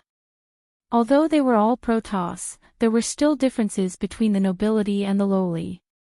Ernst, why aren't you letting her go? Hasegawa coldly shouted. I. Ernst hesitated. He wanted to let her go but also did not want to. If he let her go, what if Dustless turned hostile? I've given you a chance, a gloomy voice came from behind. It was as cruel as a poisonous snake. Ernst quickly looked back. It was Dustless who had appeared out of nowhere. What made Ernst despair the most was that a golden sword was floating above his head. Wait, I still have something to say, you. Pucci. Before Ernst could finish his words, the Kusanagi sword slashed down. His body was split into two halves on the spot. A large amount of blood splattered out. Amaterasu. The smell of blood in the air was really unpleasant. Then a black flame fell on Ernst's body and burned him into nothingness in a short time. You're really cold, Hasegawa. Dustless looked at the unmoved Nagayakawa and Rafa Irene. The two of them didn't even look at Eunice. Should I sympathize with this guy? He was originally monitoring me. He deserved to die. Hasegawa's face was ruthless. Not to mention that she had already pleaded for Ernst. At the same time, her tone had a trace of arrogance. Although we are of the same race, there are differences between Protoss. Hearing this, Dustless shrugged. This was true. After all, she was also one of the 10 gods. What the hell was Ernst? He was just a mere scum. By the way, why did you suddenly come? Looking at the two women, Dustless suddenly asked. He did not inform them to come, and there was no need for them to come. After you left, someone came to take Pyrolite to the demon realm. Hasegawa and Irene looked at each other and said slowly. Those guys are not good people. Reject them all. The demon realm is a place that eats people without spitting out the bones. Pyrolite is too simple and not suitable for that place. Dustless said coldly. Unfortunately, that person claimed to be Pyrolite's uncle. His name is Ramses. Even if we stop him, Pyrolite will meet him. Hasegawa shrugged. This kind of thing could not be stopped at all. After all, the two sides were related by blood. Troublesome things are piling up one after another. Dustless rubbed his eyes, then his face showed a touch of coldness. Then let's go to the demon realm to take a look. Maybe we can meet that stinking brat Dongqing Ringing. Dongqing Ringing's whereabouts were not found in the heavenly realm or the human world. Where else could this brat go except to the demon realm? P.S. 3,000 flowers plus updates, 3,000 rewards plus updates, 1,000 comments plus updates, 500 automatic subscriptions plus updates.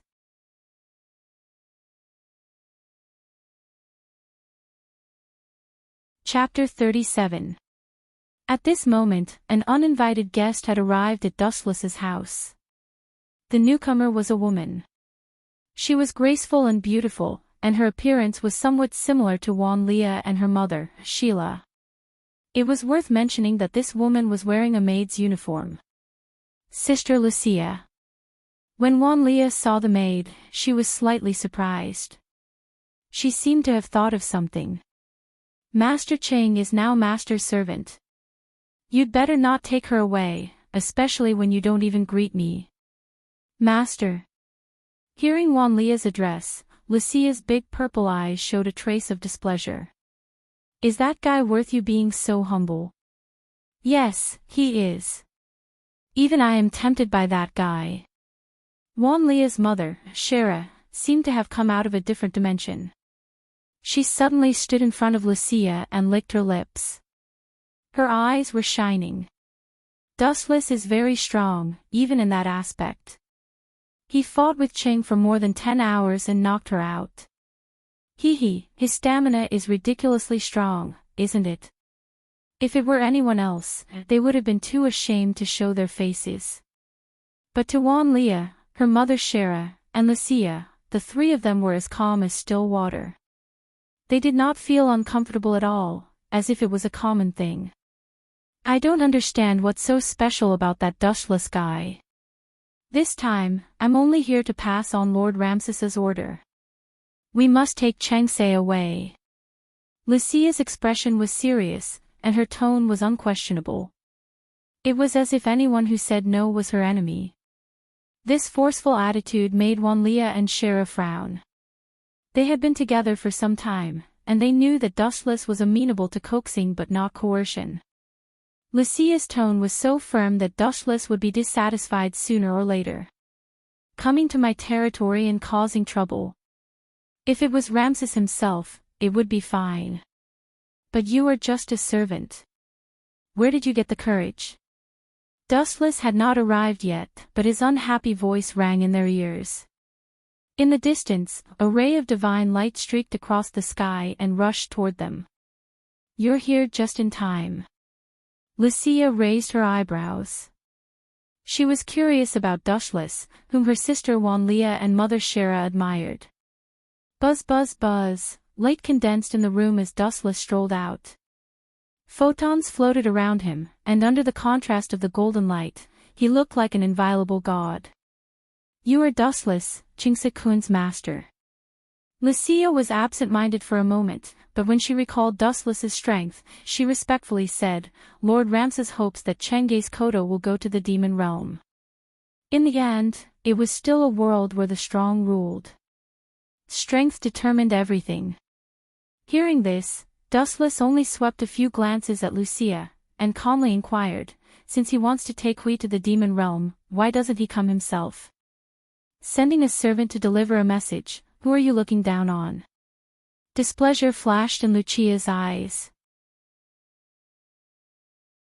Wasn't this implying that she wasn't qualified? Lord Ramses still has to guard against Demon King Leohart. How can he leave the demon realm at will? Anne. What does this have to do with me? Dustless rudely interrupted Lucia, and unreasonably said, I don't have a good impression of that smelly old man. As his voice fell, Dustless glanced at Shara intentionally or unintentionally. Shara and Ramses had given birth to Wanlia, so the relationship between them was self-evident. He thought that Shara would be angry, or even angry, but her delicate face was calm. She just looked with interest at how the gloomy Lucia would deal with Dustless. Lucia's beautiful eyes flickered with a faint cold light. She looked at Dustless for a moment, and then expressionlessly asked, Who are you calling a smelly old man? I didn't hear you clearly. Please repeat it, Your Excellency. Boom. Boom. Boom. Lucia burst out with a large-scale magic fluctuation, and the magic light flashing behind her almost materialized. She glared at Dustless with great hostility and coldly said, I forgot to tell you, Lord Ramses is Huey's uncle. How can an outsider like you interfere with their meeting? Family. The sneer on Dustless's face became thicker, and it was as cold as ice. He turned a deaf ear to the pressure released by Lucia and ignored it as if it were air. He contemptuously said, Family. Do you understand the true meaning of family? When Hui was being hunted down, why didn't that uncle of hers come to help? Don't find excuses for me. If you really treat Hui as your family, you should understand that nothing in this world is more important than family. Now that I've killed Zukiel, Ramses has jumped out. Bah! Dustless sneered and scoffed at Ramses. That old man invited Hui to the demon realm to awaken her demon king power. Although the intention was good, it would definitely cause the strong dissatisfaction of the current demon king, Leonhart. It was tantamount to directly pushing Hui to the front, and Leonhart would definitely not let her go. With Ramses's current strength, it was impossible to protect Hui. In a way, it was tantamount to directly pushing Ching Setsuya into the fire pit. Buzz buzz buzz. At this moment, the space suddenly trembled and collapsed. The irregular crack quickly expanded, and endless purple light erupted from it. It was like a space door, and a burly and old figure walked out of it. Dustless squinted and carefully looked at the person in front of him. Ramses. The red-haired old man gently nodded and looked at Luo Yu with a complicated expression and a trace of shame. As Dustless said, nothing in this world was more important than family, but when Hui was in danger, he had been busy with other things. I'm sorry. After a moment of silence, Ramses finally lowered his head in shame. You don't need to apologize to me. You got the wrong person, so you should apologize to me. Dustless's tone softened. He knew that Ramses was in a difficult position, and the old man's attitude was sincere, so his disgust was reduced a lot.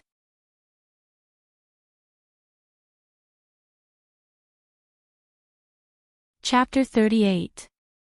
Hearing this, Dustless's expression was stiff. He was silent for a long time, and his expression was calm and collected. This made Ariella extremely surprised. If a normal person were to hear of such a crazy plan against them, they would be scared witless, or at least pale with fright. But Dustless. Sounds interesting. No idea how long had passed either, Dustless responded with a sentence. Interesting. Ariella dug her ears, thinking that she had misheard. She looked at Dustless speechlessly and said, Did you not hear what I said? Someone wants to use your essence for an experiment, and now you're telling me that it's interesting. Are you crazy? What's so strange about this? In the past, it's not like I haven't encountered this kind of thing before. Dustless's expression did not change, and he spoke naturally. In those clear eyes, there was an eternal indifference brewing. This pair of eyes, this pair of bright and wise eyes, did not seem to care about anything. I think you've given up. Ariella snorted in disdain.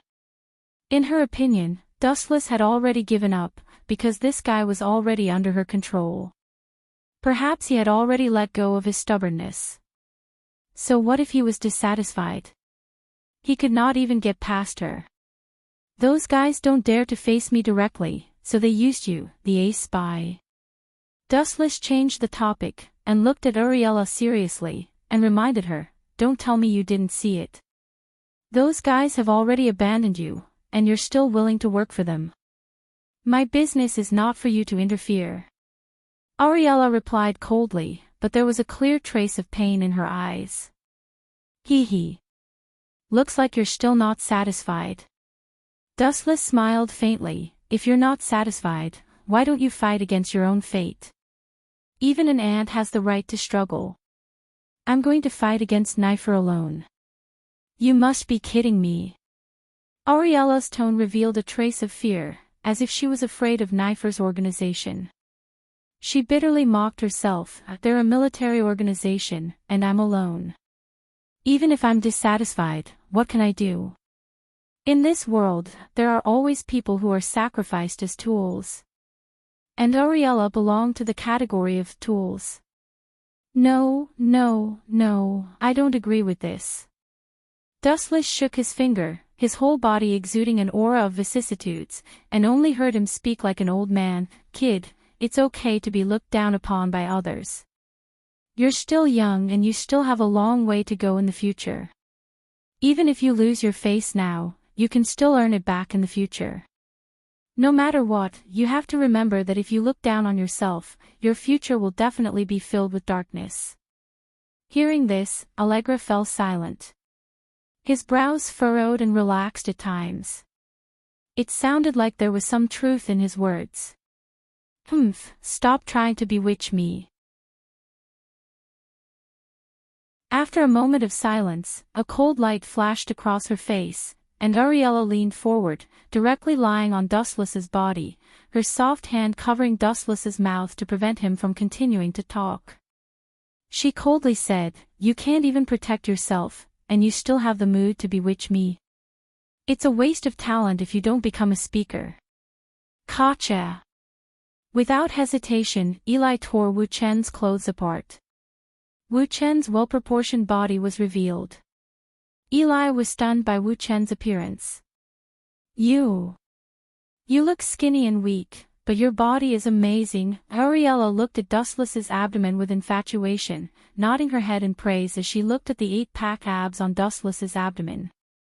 These abs seemed to have been purposely made, and were embedded on Dustless's body, not too big nor too small, very standard. "Although you're young, your heart is actually very barbaric." Dustless didn't know whether to laugh or cry.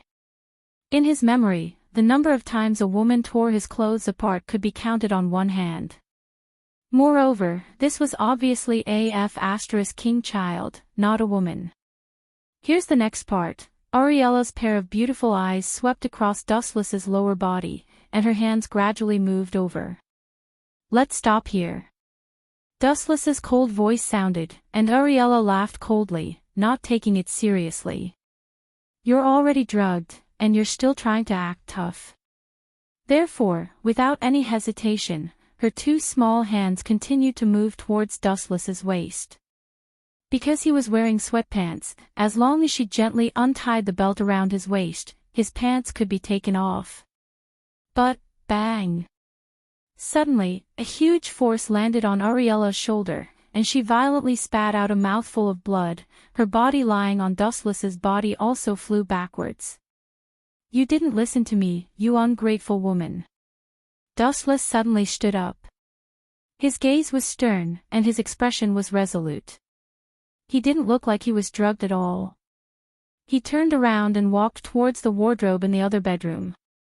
It seemed like he was going to change his clothes. How is this possible?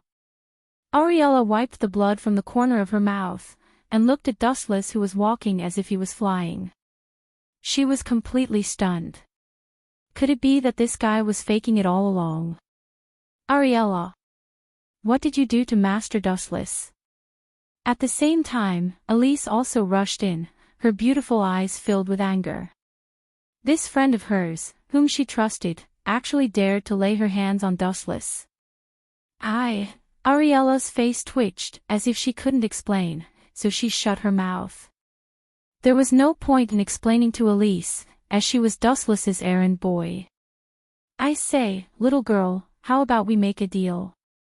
In just a few seconds, Wu Qin changed into a new shirt and held a goblet in his hand. There was a glass of juice in it. A deal? Ariella, who was originally in despair, was reinvigorated when she heard these two words. She asked, "What kind of deal?"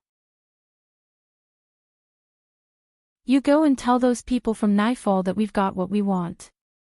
Wu Chen's face was ferocious. He said with a murderous look, "Then I'll kill them." "You want me to be a traitor?" Ariella's expression was extremely ugly.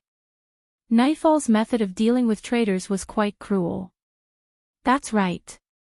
Dustless nodded, and said expressionlessly, "You can refuse, but let me tell you, if you refuse, you will die immediately.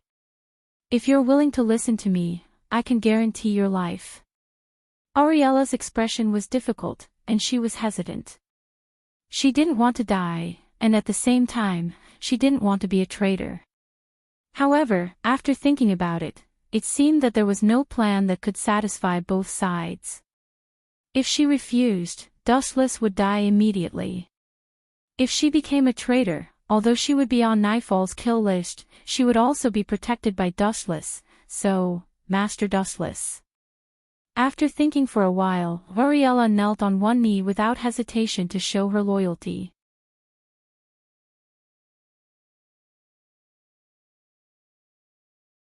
Chapter 39. Not bad. Only a woman like her would be likable. Seeing this, Dustless smiled proudly and gave her an admiring look. He felt a sense of accomplishment. Although he was forced to do this, Dustless only cared about the end result. He did not care about the process. To be able to force a mortal enemy to become his follower, wasn't that something to be proud of? "You go and inform those guys in Niflheim that they'll come to make a deal in 3 days. Let me see which idiot is coming to die," Dustless said gloomily. His eyes were flashing with scarlet light. When he spoke, the air was filled with the thick smell of blood. I understand." Alila nodded with a pale face. Her body was trembling unnaturally. Even if he did not deliberately target her, Alila's body was still instinctively afraid. This was an innate fear, just like the invisible restraint of higher life forms towards lower life forms. There was always a lingering fear. Now she finally understood Dustless's strength. He was just playing with her. If he really wanted to kill her, he would not even have to lift a finger. He could kill her with just a thought. "All right, you may leave." Dustless's expression returned to normal, and his tone was gentle. Although he had killed countless people, Dustless had always used a combination of kindness and power to deal with his own people. When it was time to be tough, he would be tough, and when it was time to be gentle, he would use gentle means. Alila did not dare to stay any longer. She bowed deeply and left quietly with a fearful expression. "Master Dustless, I did not expect this to happen. It's all my fault. I'm very sorry." Elise lowered her head in shame. Although Dustless was fine, she was the one who introduced Alila. "You did not do anything wrong. After all, it's hard to tell what's in a person's heart. Just be more careful in the future." Dustless sat on the sofa and ate his snack seriously. Even though Elise's strength had been constantly improving recently, her mind had not changed. She was still as pure and naive as before. However, this was not her fault. This child was still young, lacked experience, and had not experienced any great storms. Elise, who was living in a greenhouse, always lacked the courage to deal with danger alone.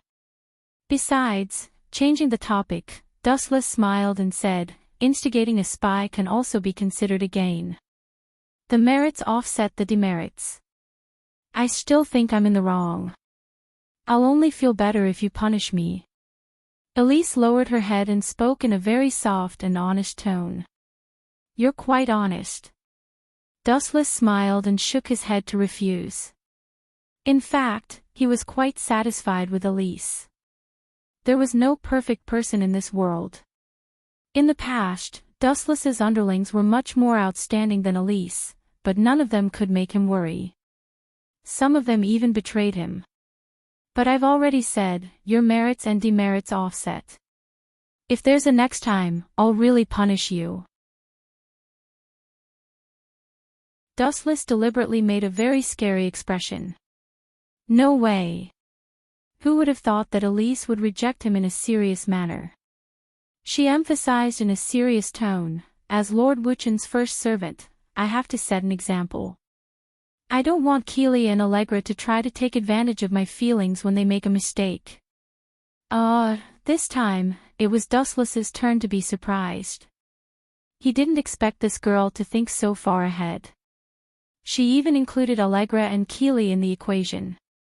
However, Dustless still had no intention of punishing Elise. Usually, his so-called punishment was to kill. "We'll talk about the punishment later," Dustless casually replied. He then lowered his head and continued to eat his snacks. However, it was at this moment that Elise suddenly leaned over with a red face. This confused Dustless. What's wrong with this girl? A woman's mind is really hard to predict. I know what Lord Dustless likes. Do you want to try?" Elise's voice was so weak that it was almost inaudible. There was even a faint feeling that she found it difficult to speak. It seemed like she was embarrassed. "That's interesting. I don't even know what I like." "What would you know? Tell me." Dustless looked at Elise with interest. "Of course I know." Elise's face was red with excitement. It seemed that neither Keely nor Allegra had noticed Dustless's hobbies. Elise was the only exception. These days, Lord Dustless has a favorite activity. Which activity? Hearing this, Dustless was confused. He lowered his head and thought for a while. However, he still didn't understand. His eyebrows furrowed, and he was even more confused. Frankly speaking, the only thing that interested him was the most powerful person in the world. However, the so-called powerful people in this world were so weak that he could kill the most powerful person with a single breath. Therefore, Dustless was looking forward to what interest Elise was talking about. Could it be that he really did have a unique hobby? Just as Dustless was thinking hard, Elise suddenly turned her back to him. Her beautiful eyes were watery, and her head was almost buried in her cleavage. Her small hands moved down slightly and landed on the corner of her skirt. It was as if she had touched the most private part of her body. Elise's face was covered with a sickly blush. "I'm going to start." Elise's words attracted Dustless's attention. The moment Dustless looked over and saw the girl's movements, his expression turned stiff. It was as if he had been struck by lightning. Elise, this little girl, actually slowly lifted her skirt. A scene that could make a man's blood boil appeared in front of him. Her light pink breasts and her perfectly round breasts. The skin on both sides of her breasts was as clear as snow, and the surface seemed to be covered with a faint layer of light. It was a dazzling sight. "Come on." Those three simple words seemed to have used up all of Elise's strength. She gritted her teeth, and her face was red. "I am embarrassed too, but I can't help it. Lord Dustless likes this." Cough, cough, cough. Dustless hurriedly coughed. Speechless, he asked, "When did I say that I like this?" I saw it all." Elise couldn't even speak normally. She said in an extremely soft voice, "When Keely and Allegra did something wrong, Lord Dustless punished them like this, f***ck. Dustless wanted to cry, but no tears came out. This time, he really felt like jumping into the Yellow River would never be able to clear his name. He did this as a warning. Otherwise, he would kill them directly.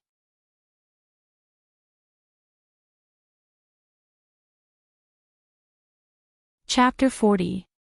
After all, young Shinya was already dead. No matter how much Dustless hated this kid, he wouldn't stoop to the level of a dead person. "So, what do you plan to do next?" Dustless looked at Ingman real name. He definitely had to leave. Then, this child would become the new king of the human race. In a world without him and Yang Shinya, no one could stop Ingman real name's footsteps. Ingman real name choked when she heard this. She wasn't as happy as she had imagined. Her eyes were filled with confusion. Yang Shinya was already dead. What should she do? The most pitiful thing is actually people like you, right? Dustless's tone was filled with pity. Previously, Ingman real name relied on hatred to survive. Now that the main culprit, Yang Shinya, was dead, she seemed to have lost the meaning of living. "I'll take my leave. Have fun." Dustless was too lazy to talk nonsense. He whistled and walked away leisurely. "With your current ability, it shouldn't be a problem for you to dominate the world. I'm tired of playing. I'll leave this world to you to continue wreaking havoc." In his words, Dustless treated the future of the entire human race as a game. In fact, he was such a selfish person. He only had himself in his eyes. If you wanted him to think for others, the sun would rise from the west. "Please guide me." Ingman real name immediately blocked Dustless's path and knelt down sincerely. "I've offended you in the past. I hope you can forgive me." "Guide you?" Dustless opened his mouth when he heard this. He stared at Ingman real name in shock as if he had seen a new continent. This woman changed so quickly. Didn't she want to kill him when she met him previously? Now, she needed him to guide her. "I'm not interested." Dustless replied expressionlessly. This sentence made Ingman real name's confused gaze even more desperate. He said frankly, "I'm a very selfish person. In this world, I only help two kinds of people, my women and my little brother. You're neither of them." What reason do I have to help you? God loved the world. Perhaps God was really so great. However, there was a condition. You had to believe in him sincerely. Otherwise, would God save you? Absolutely not. Therefore, there was no free lunch in this world. I am willing to follow you. Ingman real name looked up at Dustless, her beautiful eyes glowing with a bright light, as bright and firm as diamonds. What a foolish woman. Dustless couldn't be bothered to say more. His eyes blinked, and his lips moved slightly. He wanted to say something but stopped. In fact, he roughly understood what Ingman's real name was thinking. She probably wanted to find a way to resurrect Ingmanji from him.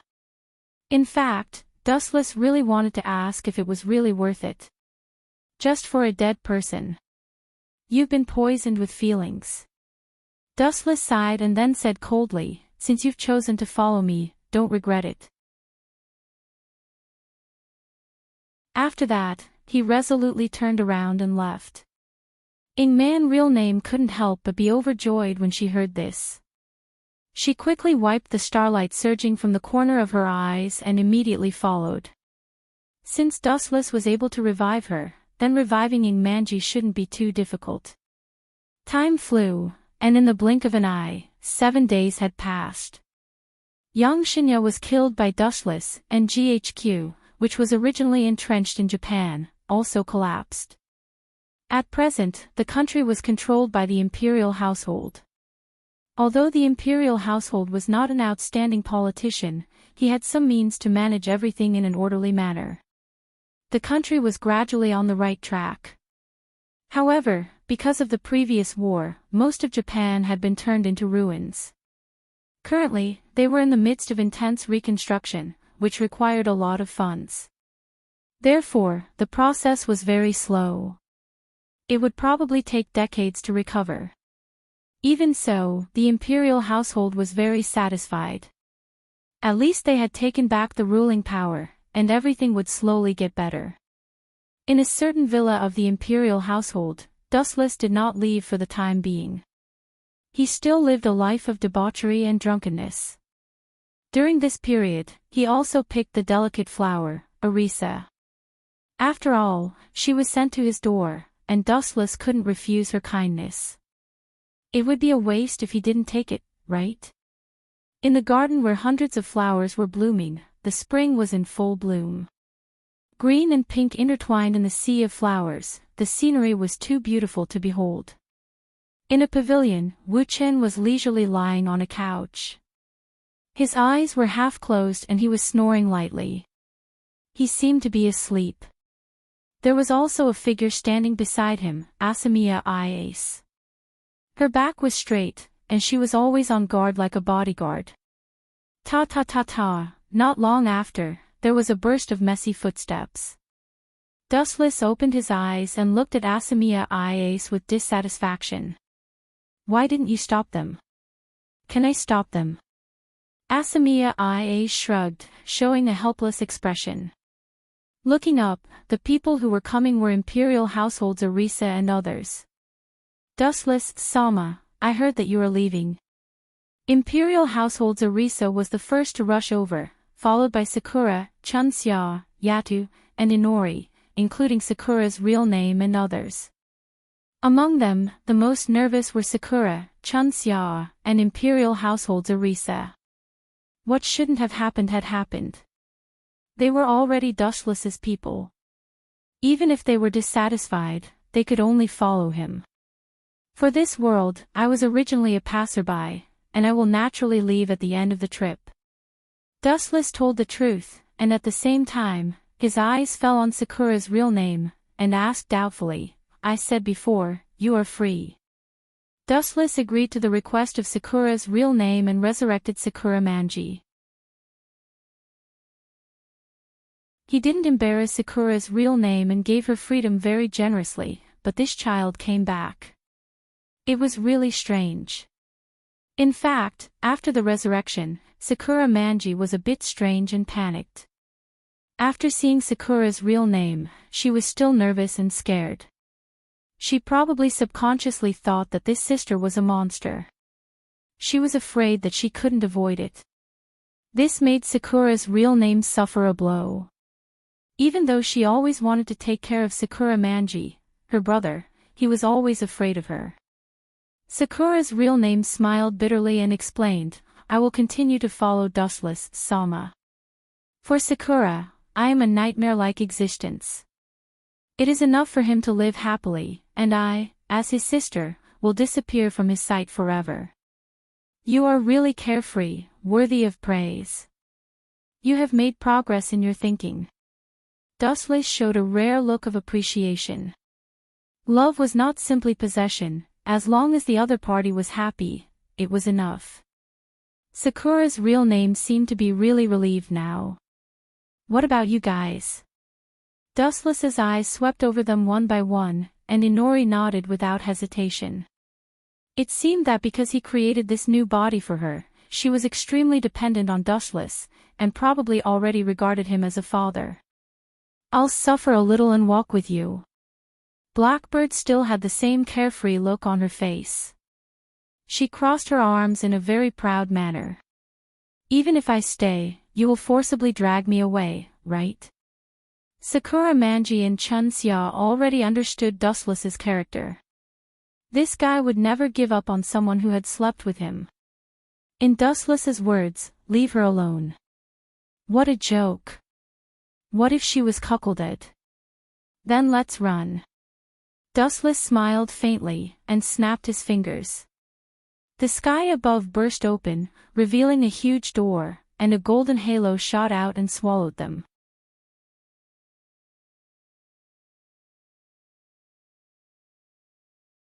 Chapter 41. After all, Zierda was still a sinner through and through. She could still move freely, but she was still a sinner. In the original work, in order to get rid of her punishment, she had even secretly contacted Tian Weiyao.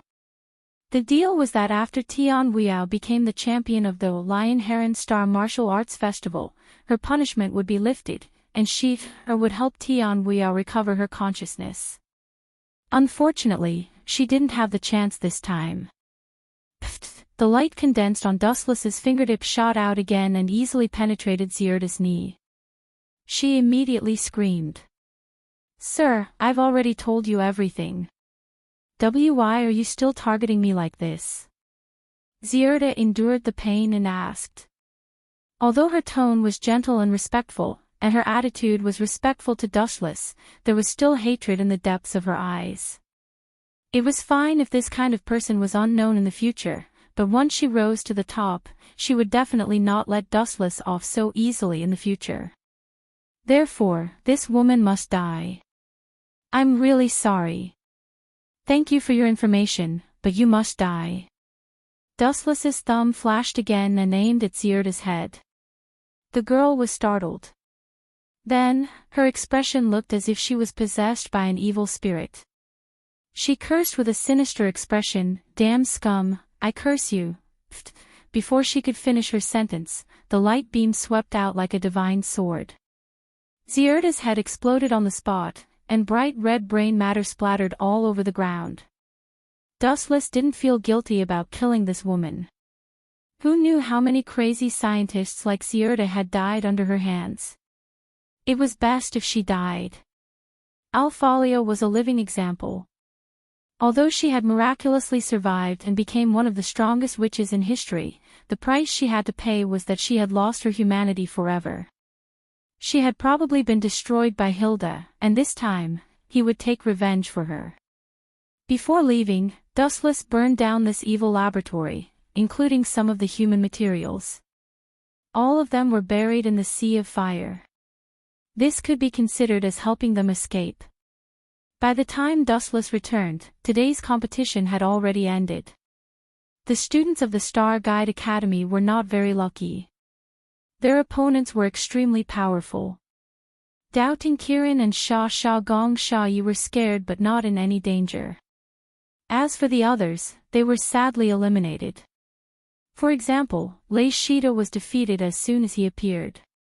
By the time they returned to the Star Director Academy in the evening, Elena had already recovered and could walk around safely.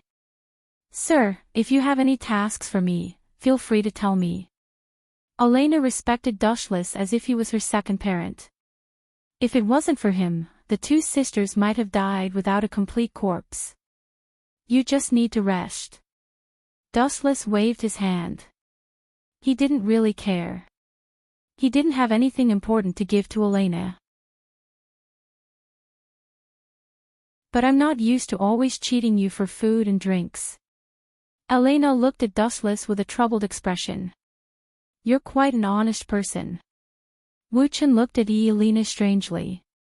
This woman trusted him so much that she would even do it if he asked her to die. "But if you really want to do it, I'll give you a task." Dustless narrowed his eyes, shooting out a ruthless light, and said, "In case something uncontrollable happens, you go and kill the entire Sky Mist Lingdo family." "Understood." Elena nodded without hesitation and then quietly left. Time flew by. In the blink of an eye, it was the morning of the next day. It was time for Dustless to participate in the second round of the Star Phoenix Martial Festival. Unfortunately, his opponent was World Dragon's 7th Academy. One of them was called Li Xinyun, ranked 9th in World Dragon's 7th Academy, and her sister was called Li Xinhua. "I heard you defeated that pair of trash yesterday. Looks like you're not bad. But don't think you can defeat us siblings today." Li Xinyun's eyes were unruly as she looked at Dustless and Yuli's with a gloomy face. "In the end, it's just good luck." Li Xinhua also had a disdainful attitude. Did these two idiots eat gunpowder or something? Who are they venting their anger at? Dustless was secretly depressed. He and Yuli seemed to have never offended these two Chinibu patients. Those two fellows were originally our prey. Since you two killed them, we'll start with you too. Li Xinyun's eyes were filled with hostility. Even though they were all from the same school, he and Li Xinhua were from the Water faction, while Song Ran and Luo Kunsen were from the Wood faction. The two factions were like fire and water, and were completely hostile to each other. Originally, Li Xinyun and Li Xinhua wanted to take care of those two from the Wood faction, and take the opportunity to attack Fan Xinglu's power. But the plan could not keep up with the changes. Song Ran and Luo Kunsen were defeated the moment they entered the arena. They were beaten up by Dustless and Yuli's, which naturally disrupted the siblings' plan. Therefore, Dustless and Yuli's were hated by the siblings. Even if you're being unreasonable, you should know when to stop. World Dragon Academy having students like you is simply a disgrace. Yuli said in annoyance. The siblings' eyes were very annoying, as if they were looking at insects. Hee hee. I hope you two can still be so arrogant later. I won't let you leave so easily. I'll have to torture you. Li Xinyun's face was distorted, and Li Xinhua also revealed a sick smile.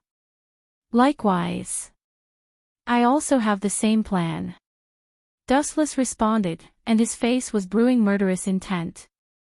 These two little perverts had personality defects, and their personalities were similar to sadomasochism. In the original work, they tortured Yuli so much that she almost lost consciousness.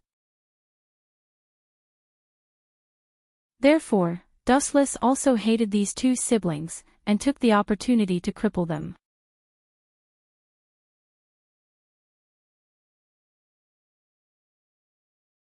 Chapter 42. This wave of framing was really powerful and extraordinary.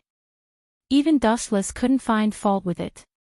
Perhaps even Xiao Zhiwu thought that he was the mastermind behind it. Do you agree or not?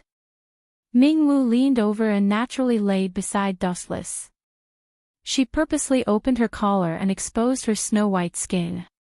If you agree, there will be a reward. Mingwu blinked her seductive eyes. Her burning gaze almost melted Dustless. Anyone who was looked at by her would feel their heart racing and their blood boiling. Dustless did not fall for it. He raised his hand and rubbed the girl's head. All right, you can go back. You just want to speed up your sister's IS construction project, right? I'll just give the order. This was not a big deal. It was just a matter of Dustless's words. I knew you're the best. Hearing this, Mingwu smiled and blushed. She took the initiative to leave a kiss mark on the right side of Dustless's face. Hee hee. If there are any women looking for trouble with you in the future, just leave it to me. I'm the best at solving girls' problems. Mingwu clenched her fist to show off to Dustless. Hearing this, Dustless rolled his eyes. He did not even need to think about it. This girl must have done something bad to someone else and then pushed the blame onto him. She even said that it was his order. Then I'll go back. After achieving her goal, Mingwu skipped away. I'll go to Mingwu's place to have a look. It would be best if I could explain it to her. But according to my estimation, that kid probably won't listen. Dustless looked at Mingwu's back and also got up to leave. It would have been fine if she had just casually beaten up Xiao Jiwu. The key point was that Mingwu even stripped her naked in front of everyone. How could a girl like Mingwu endure this? In front of Xiao Jiwu's dorm, Dustless pressed the doorbell. Cough cough cough, Dustless coughed twice and put on a selfless expression. Mingwu, I'm sorry about what happened before. I'm here to look for you, whoosh whoosh whoosh. Dustless's voice hadn't even fallen when an ear-piercing sound of something breaking through the air came from afar. Glancing sideways, he saw countless fiery lights flashing in his direction. Missiles. That's interesting. Dustless narrowed his eyes. His right eye suddenly turned into a mysterious blue and white eye, allowing him to see everything tens of kilometers away. Even a fly 10 kilometers away could be seen clearly. From this, one could see how terrifying and powerful the Tensigan was. In the sky 10 kilometers away, a silver-white IS stood in the sky. Its body was covered in black smoke. Clearly, it was this mysterious IS that launched the missiles. Bang bang bang bang. The missile exploded before it even reached them. The guards of the IS Academy were not bad. It's probably the Silver Gospel. Dustless retracted his gaze. After some observation, he realized that it was an unmanned AI machine. Someone was controlling it from behind the scenes. Despicable bastard, how dare you appear in front of me? The door suddenly opened, revealing a fierce face. Who else could it be but Scheinesheim? Still so fierce. It seems that you are not injured. You are very energetic. Wu Chen heaved a sigh of relief and said with a faint smile, your sister has planned a performance for you to debut. Dustless looked at the horizon in the distance. His tone became meaningful.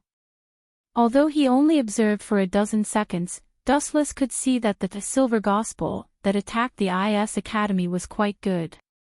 There were as many as 4 propulsion devices behind it. The normal IS only had 2. There was also a huge gap between the 3rd generation IS and the mecha and weapons. It probably adopted some 4th generation IS technology. Other than Scheinesheim, who else could create an IS that transcends generations? She probably wanted to use this opportunity to show the superiority of Red Toon to the world. However, I overestimated your strength. Looking at the Silver Gospel in the distance, it was not that Dustless didn't believe in Scheinesheim. This kid just got Red Toon not long ago and didn't have much time to train. Secondly, this IS was obviously modified. Some of the technology was upgraded. It had the foundation of the 4th generation IS and was probably several times more powerful than the original Silver Gospel. If Scheinesheim wanted to deal with it alone, it would be impossible. Me? Scheinesheim's expression was also a bit hesitant. She wanted to back out. After being beaten up by Scheinesheim, she realized that she was pitifully weak and began to question her own ability. If I go, I will only embarrass my sister and disappoint her. Scheinesheim bit her cracked lips as blood slowly flowed out. She was unwilling to give up. With your current strength, you will be beaten if you go. Dustless nodded in agreement and then said slowly, I remember when I asked you to follow me, you refused. Who can you blame? If you follow me, you have seen Cecilia's improvement, right? Although Scheinesheim was currently the strongest person in the IS Academy, according to Dustless's prediction, once Cecilia and Scheinesheim fought, she, as the student council president, would lose. It was almost certain that there would be no accidents. Boom! Boom!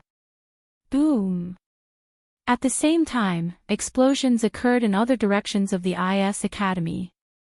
Suffocating black smoke filled the air as giant fireballs appeared in the air.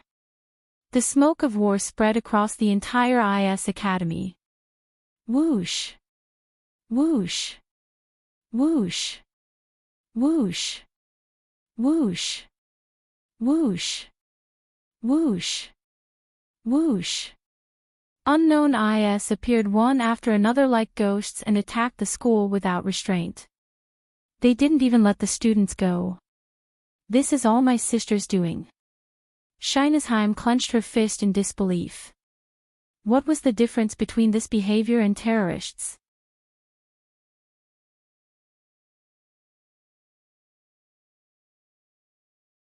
Chapter 43. Leave her to me. Ulysses' beautiful eyes glowed with a scorching light. Li Xinhua treated her as prey, but she didn't know that Ulysses also treated Li Xinhua the same way. Whoosh whoosh whoosh, in front of Dustless, a large number of paper talismans shot towards him, all of them were filled with the words, urgent as the law order. Die, you arrogant fellow! Li Xinyun roared. His hands suddenly formed a hand shadow as he shouted, explode. Boom boom boom, the explosion talismans around Dustless exploded at the same time, fusing into a ferocious fireball that burned crazily on his body. Crackling sounds continuously came from it, as if a person was being burned. Is this guy really a Daoist? Why does he feel like a ninja? Dustless, who was in the fireball, slowly walked forward. As for the burning sea of fire around him, he ignored it. First, it was the clone technique, and then this kind of explosive talisman. No matter how one looked at it, it all looked like something a ninja would use. This brat, even if he doesn't die, he will shed a layer of skin. What? The smile on Li Xinyun's face suddenly froze, and she couldn't help but open her eyes wide. Dustless walked out of the fire with a relaxed expression. His expression was normal, and there were no signs of him being burned. Damn it, what kind of monster is this guy? Why didn't he burn? Li Xinyun's face was ashen, but the audience outside burst into an earth-shattering sound. So powerful. I think that Li Xinyun is finished. That's right, he will definitely lose. After fighting for so long, he didn't even touch a hair of his opponent. How can he participate in the Phoenix Star martial arts ceremony with this kind of standard? I think he's just here to be funny. The audience outside were discussing and snorting at Li Xinyun. It was too embarrassing. She had created such a mess, but in the end, she didn't even touch the body of her opponent. You bastard, just you wait, I'll teach you a lesson soon. Hearing the ear-piercing ridicule, Li Xinyun's resentment towards Dustless deepened. Has this brat's head been squeezed by the door? What does it have to do with me if the audience outside is following suit? Looking at this kid's vicious expression, Dustless was also speechless. This kid's brain must have been hit with iron. You don't seem to have any more tricks up your sleeve. It's my turn now. Dustless gazed at the clones of Li Xinyun, formed a hand seal and spat out a sea of fire from his mouth, fire style, grand fire annihilation. Boom boom boom. Dustless spat out a vast sea of fire from his mouth. It was like a tsunami rolling out. Everywhere it went, not even a blade of grass grew. Even the ground was scorched black. Bang bang bang, Those invisible explosive talismans all exploded, blowing the sea of fire into pieces. Like scattered raindrops, they sprinkled to every corner, and the sky was raining fire. Boom, boom, boom. However, it was useless. The sea of fire was too powerful and continuous. Even though the first wave was blasted into smithereens, the second wave, which was even more vast, continued to crush Li Xinyun. Damn it! Those clones were forced into a desperate situation. Their eye sockets were about to burst. Although the competition area wasn't small, the sea of fire was too big. They were all forced into a corner. Boom, boom, boom, the flames swept out with unstoppable force. The ground was scorched black, and those clones were turned into nothingness. You are the only one left, brat. Dustless glanced at Li Xinyun, who was the only one left. No matter how many clones you have or how many explosive talismans you have, it is all a matter of fire. Buzz, buzz, buzz. Immediately after, Dustless lifted his right leg. Light beams were wrapped around it. He aimed at Li Xinyun's location and threw a kick. Light speed kick. Boom, boom, boom. The light beams landed on Li Xinyun's location and exploded like a time bomb. Tumbling flames and mushroom clouds burned fiercely. That brat didn't even have a corpse left. It seems like it is over. Dustless put his hands in his pockets and said indifferently, "This boring competition is finally over. It is finally over." A sinister voice that sounded like a venomous snake came from behind. Li Xinyun appeared like a ghost again. He stuck out his disgusting tongue and said with a sinister smile, "I'm sorry. Those that were killed by you were actually clones. Go to hell." At the same time, Li Xinyun threw out countless explosive talismans and stuck them tightly to Dustless's body. "Is that so? Then you are really smart." Dustless smiled and praised. Even though his entire body was covered by the explosive talismans, his expression didn't change. His eyes were still as calm as an ancient well. "This time, I will blow you up until you lose consciousness." Li Xinyun roared. He then shouted, "Explode!" Boom, boom, boom. Thousands of explosive talismans exploded at the same time. The momentum was shocking. Dustless's body immediately burned and turned into a terrifying flaming man. The power released from the explosion was extremely powerful. The ground under Dustless's feet was instantly blown into a deep pit. No matter who it was, they would die without a doubt under such terrifying heat. "Ha ha ha ha, you should be done for now. Not only will I eliminate you, but I will also roast you." Li Xinyun laughed maniacally. His eyes were filled with madness and had turned blood red. "Commentator, are you an idiot? Why aren't you announcing the winner?" Li Xinyun roared at the commentator after laughing proudly for more than 10 seconds. "I'm really sorry. The school emblem didn't break and I didn't lose consciousness. There will definitely be no winner." A deathly stifling voice resounded behind her. Li Xinyun suddenly quivered and hurriedly turned around to take a look. To her astonishment, it was Wu Chen who was smiling behind her. "Damn it!" Li Xinyun rubbed his eyes angrily and flew into a rage. After confirming that it was Dustless, he scolded, "You should have been burned into a cripple by me. Do you think you are the only one who knows how to clone? Idiot! The one that was destroyed by you earlier was also my clone." Dustless sneered. Soon after, his eyes turned cold. A radiance flashed in his hand as he slashed at Li Xinyun. Pfft! A bloody wound appeared on Li Xinyun's chest. Blood spurted out and he lost consciousness. Li Xinyun has lost consciousness. Star Guide Academy's Dustless wins. A few seconds after Li Xinyun collapsed, the commentator's voice echoed in everyone's ears.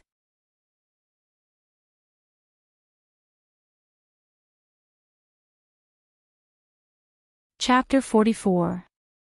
What's the matter? Atlanta looked at her bewildered look and frowned. Because not only Fiore, but even Dustless's expression was extremely strange at the moment, revealing a rare trace of shock. I'm also very surprised. Why would a dead person suddenly resurrect?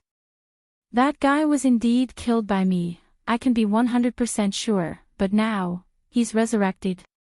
Dustless was also full of doubts. Following his line of sight, he saw Archer standing on the ruined castle. Yes, it was the Black Archer who was previously obliterated by Dustless. In fact, not to mention Fiore, even Dustless himself was dumbfounded. He was sure that he killed Archer. But, what the hell is going on? Is he a corpse or a living person? Whoosh! Once again, the sound of arrows piercing through the air could be heard. Raising his head, he saw a large number of arrows flying towards him. Come here! Dustless shouted at Atlanta, and the chick immediately ran over. Shinra Tensei! Bang! Transparent ripples of power whistled, and the fatal arrows were all knocked away or broken. Archer couldn't break through this tyrannical repulsion at all.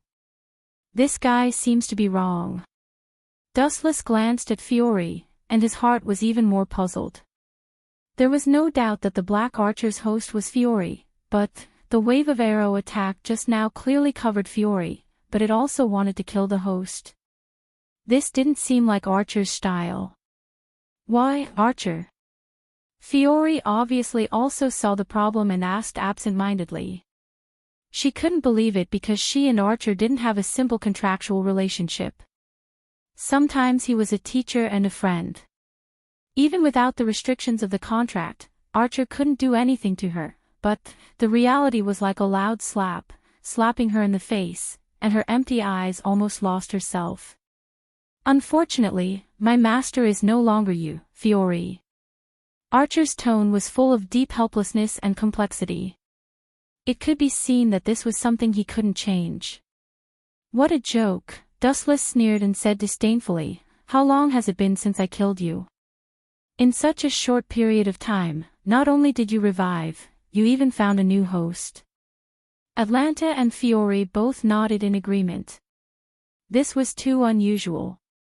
Of course not under normal circumstances, but Black Archer paused for a moment as he panted. It could be seen that he was also very shocked by this matter.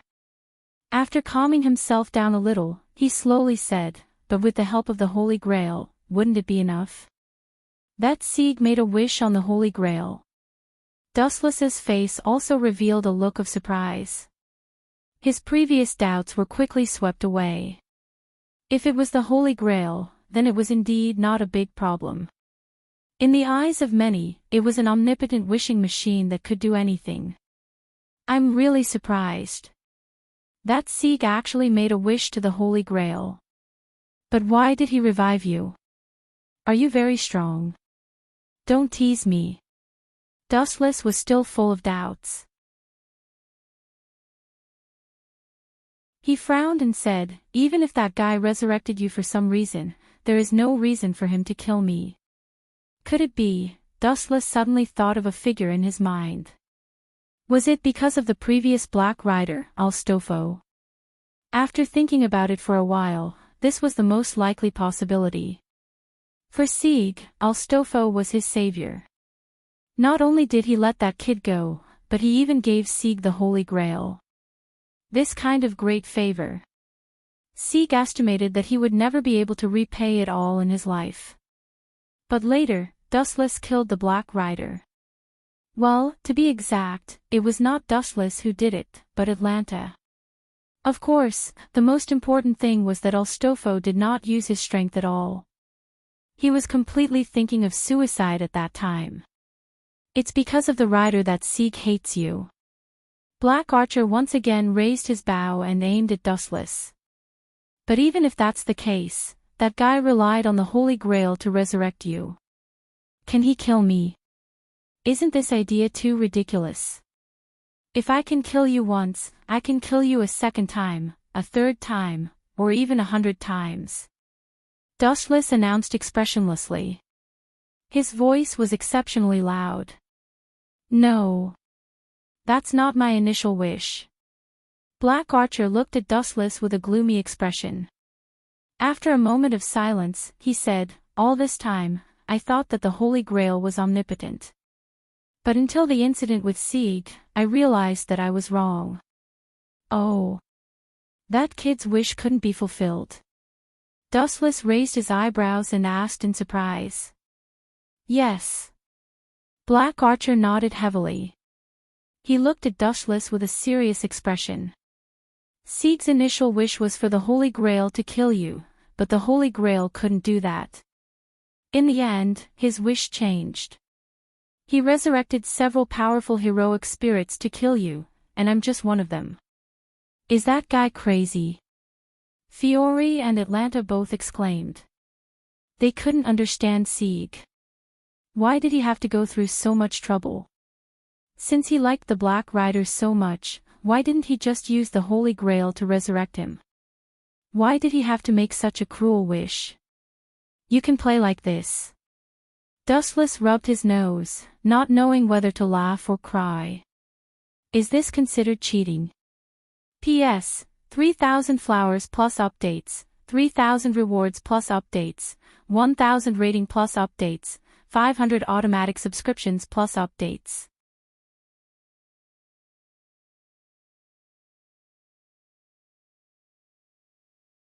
Chapter 45. Do you know your crime? After examining Guilien for a moment, Veronica said coldly. Sylvia was stunned, thinking that she had misheard. She asked with a trembling mouth, "Sister Veronica, are you serious?" Guilien, he might have been misled too. No, this is my choice. The simple-minded Guilien decisively ignored Sylvia's good intentions.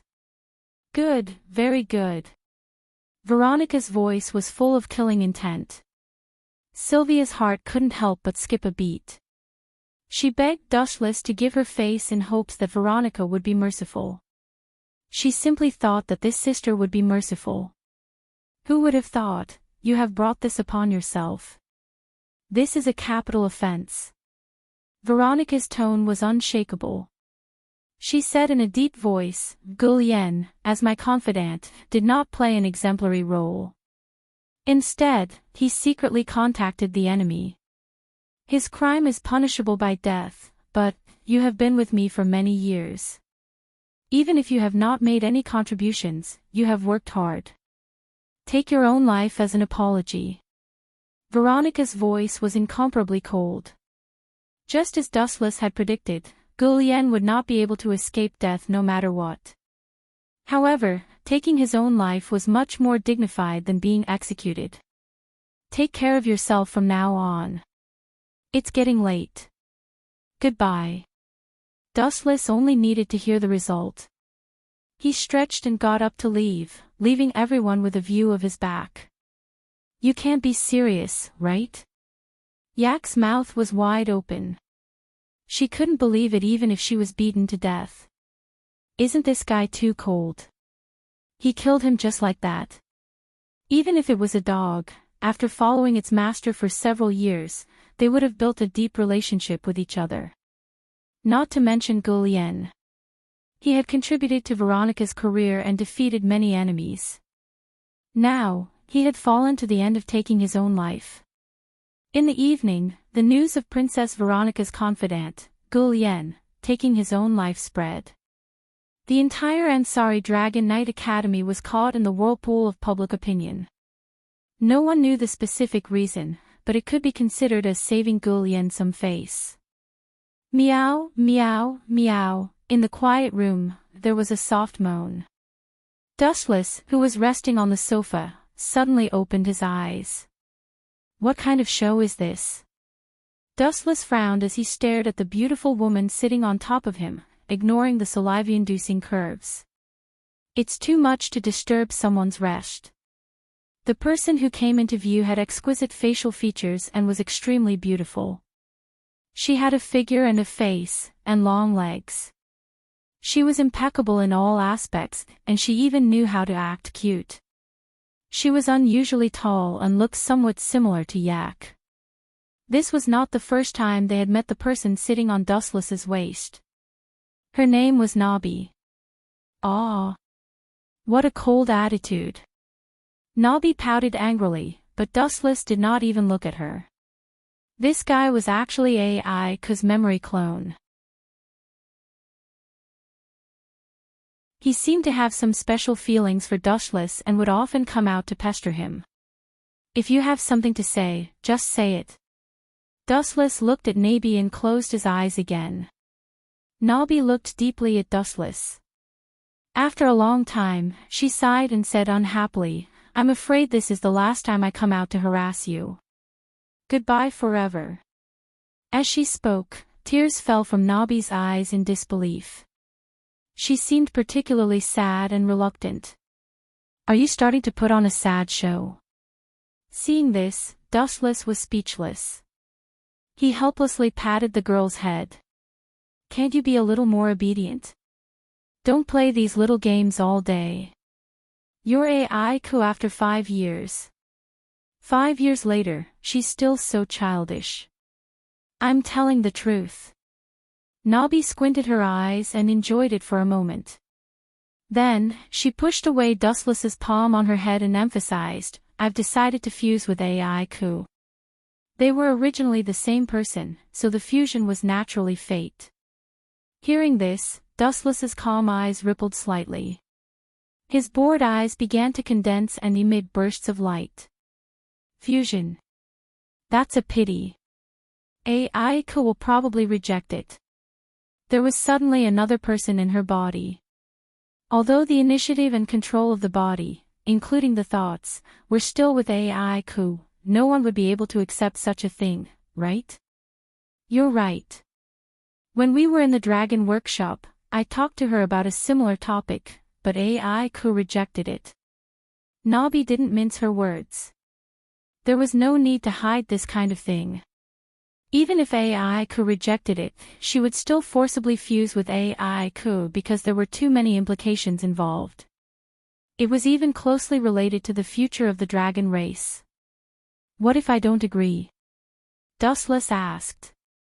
This seems to be between me and AIku. You don't have the right to interfere. Even though she already knew that Dustless was overbearing and unreasonable, Nobby still retorted unhappily when she saw his condescending gaze. This has a lot to do with me. Don't forget. AIku was born from absorbing my power. To a certain extent, she's my child. Now that you're fusing with her, don't you know how I feel as a father? Dustless's expression was sharp, and his eyes were sharp. He didn't seem to be joking. You're AIku's father. Hearing this, Nobby's lips curled into a mischievous smile. Her body wrapped around Dustless like a snake, and she asked in a soft and coquettish tone, what kind of father would do such a thing to his daughter? You insatiable brat, who gave you the courage? Dustless's mouth twitched. His face darkened as he asked, are you secretly observing me? No, I'm just observing AIku. Nobby shrugged, as if it had nothing to do with her. As for what kind of indescribable thing it was, looking at Dustless's angry and somewhat awkward expression, she knew it wasn't anything good.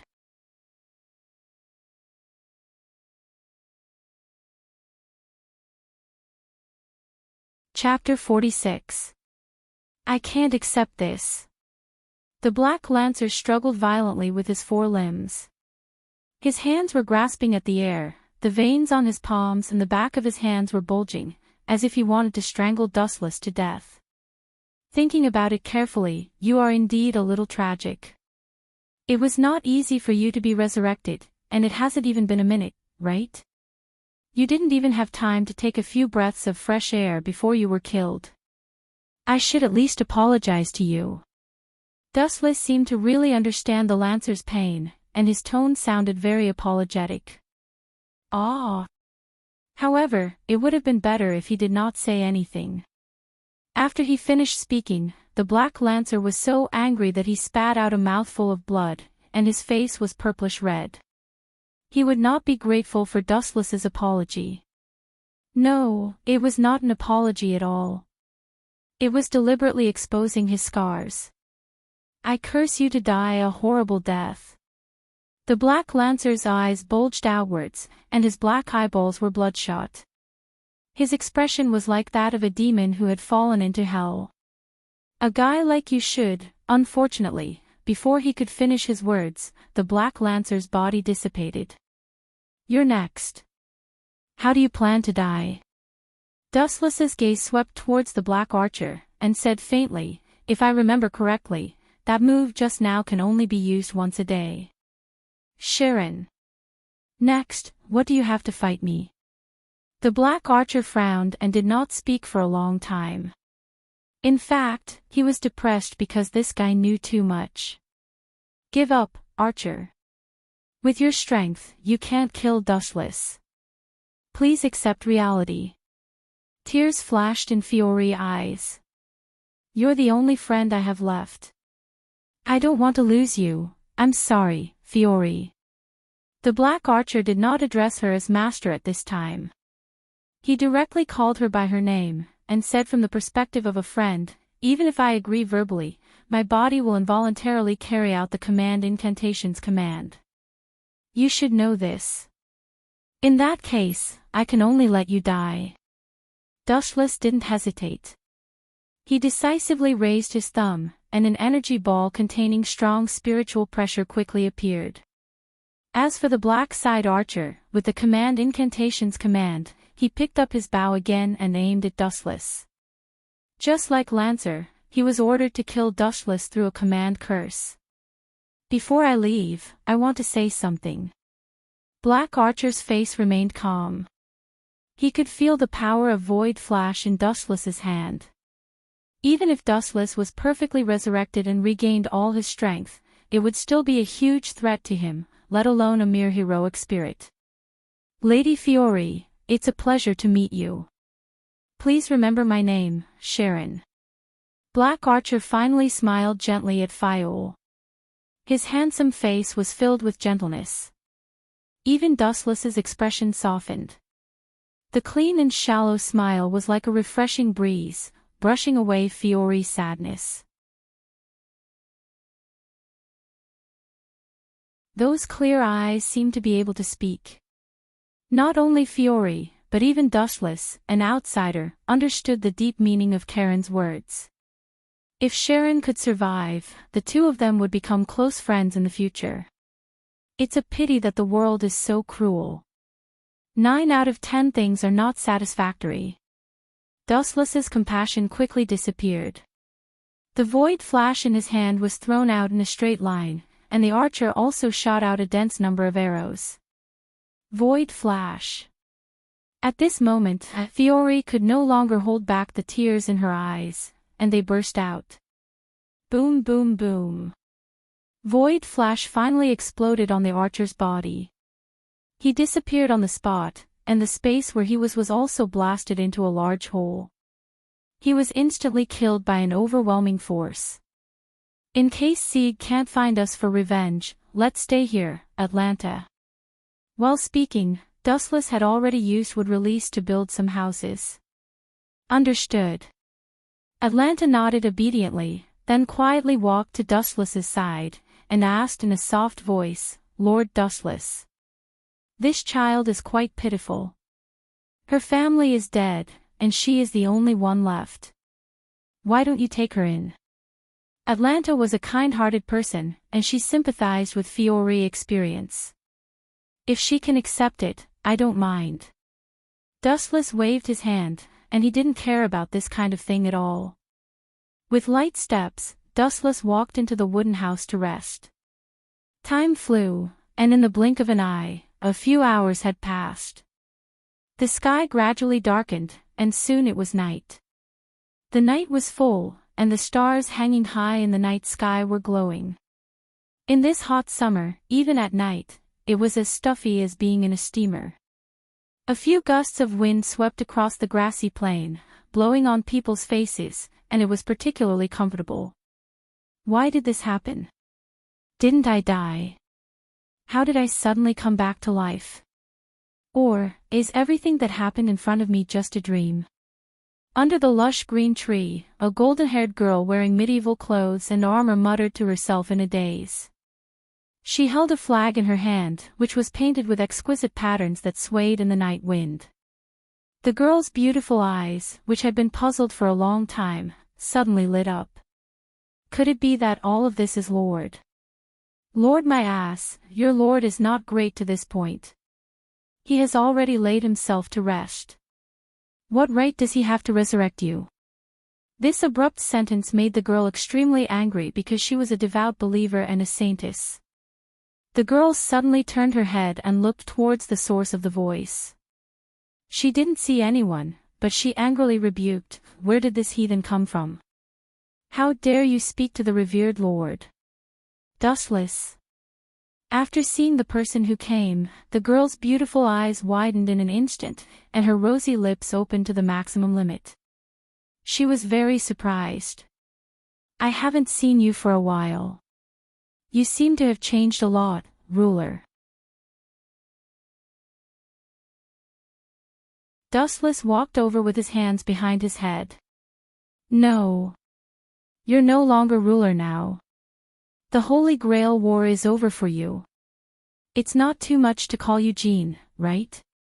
This blonde girl was the ruler who willingly died in the hands of Dustless. In fact, ruler didn't want to be enemies with Dustless, but due to the rules of the Holy Grail War, she chose to die in the hands of Dustless in the end. "Could it be that you resurrected me?" Jean asked with a strange expression. This kind of unbelievable thing was impossible if it was someone else. But if it was Dustless? Jean still remembered Atlanta, who was resurrected by Dustless.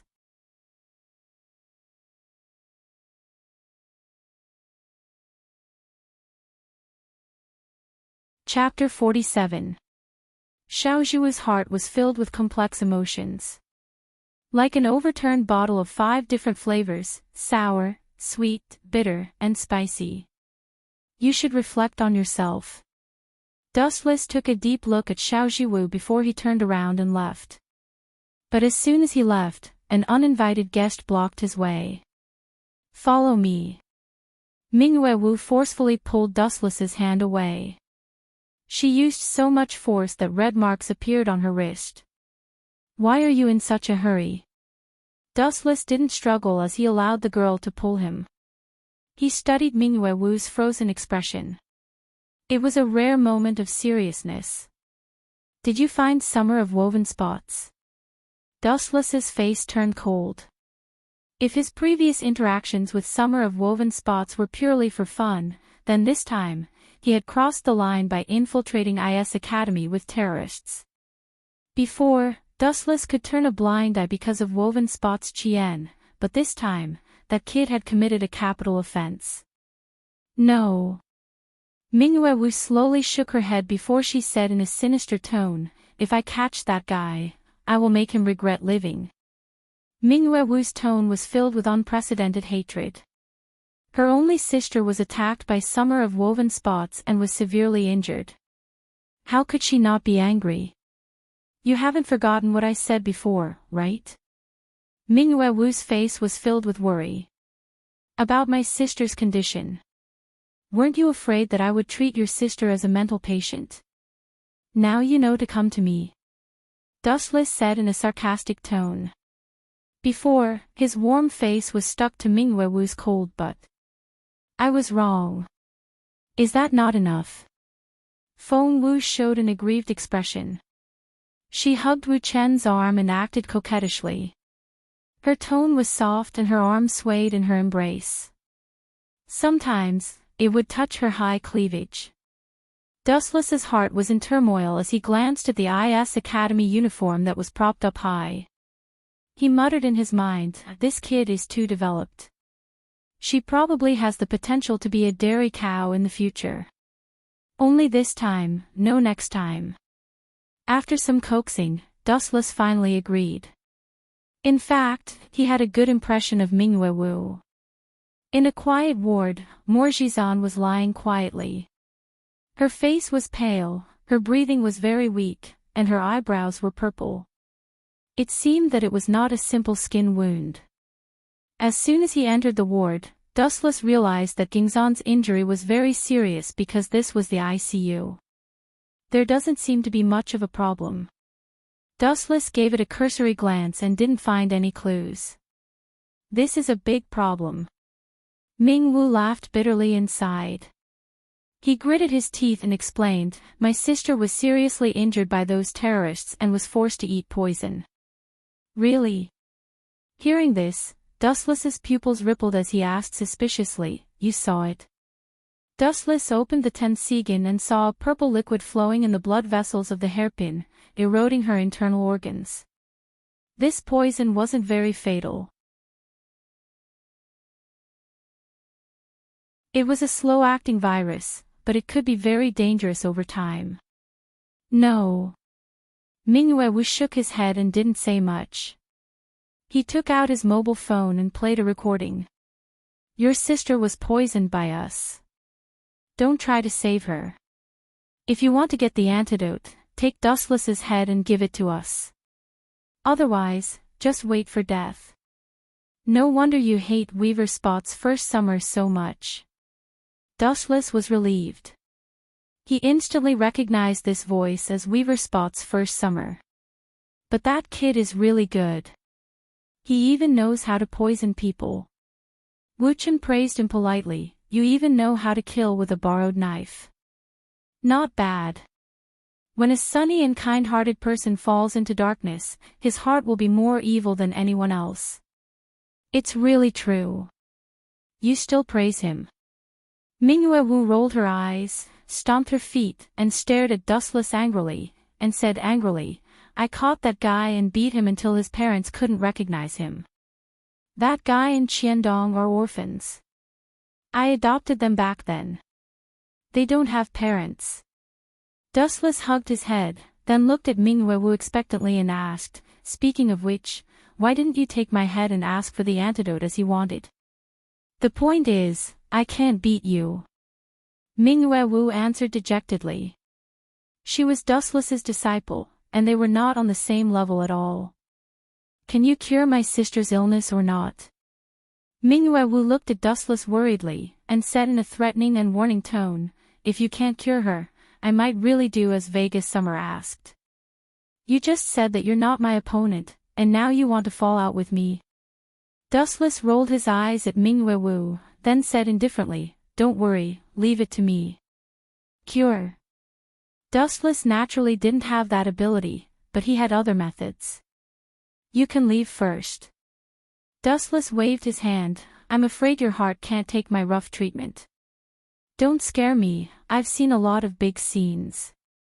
Ming-Wu refuted, then stared at Dustless, who didn't seem to be moved at all. She had no choice but to leave. "If something goes wrong, you won't be able to be a man for the rest of your life." Ming-Wu raised her fist and looked at Dustless warningly, then blushed slightly. "You can't do anything excessive to my sister while I'm away, or I won't let you off." "Do something excessive." Dustless had a strange expression and teased, "For example?" "Of course, you're not allowed to take advantage of the situation." Ming-Wu responded seriously, then said in a soft voice, "She's still young. If you really want to find someone to solve it, you can find me." When she said the last few words, Ming-Wu's voice couldn't be heard at all. Although she gave everyone the impression that she was the cheerful and bold type, it was really difficult for a girl to say such embarrassing words. "Since you said so, I won't be polite when the time comes." Staring at the graceful curves, Dustless smiled naughtily.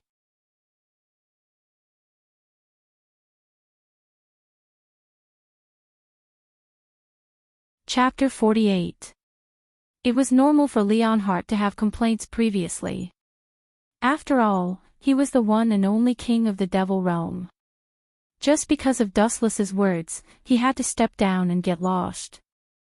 This was 2F** king ridiculous. No matter how monstrous Wu Chen's strength was, at least Leonhardt had never seen it with his own eyes. This time, after experiencing it personally, he immediately understood the gap between them. The resentment in his heart towards Wu Qin also lessened a lot. A few minutes later, Kai woke up.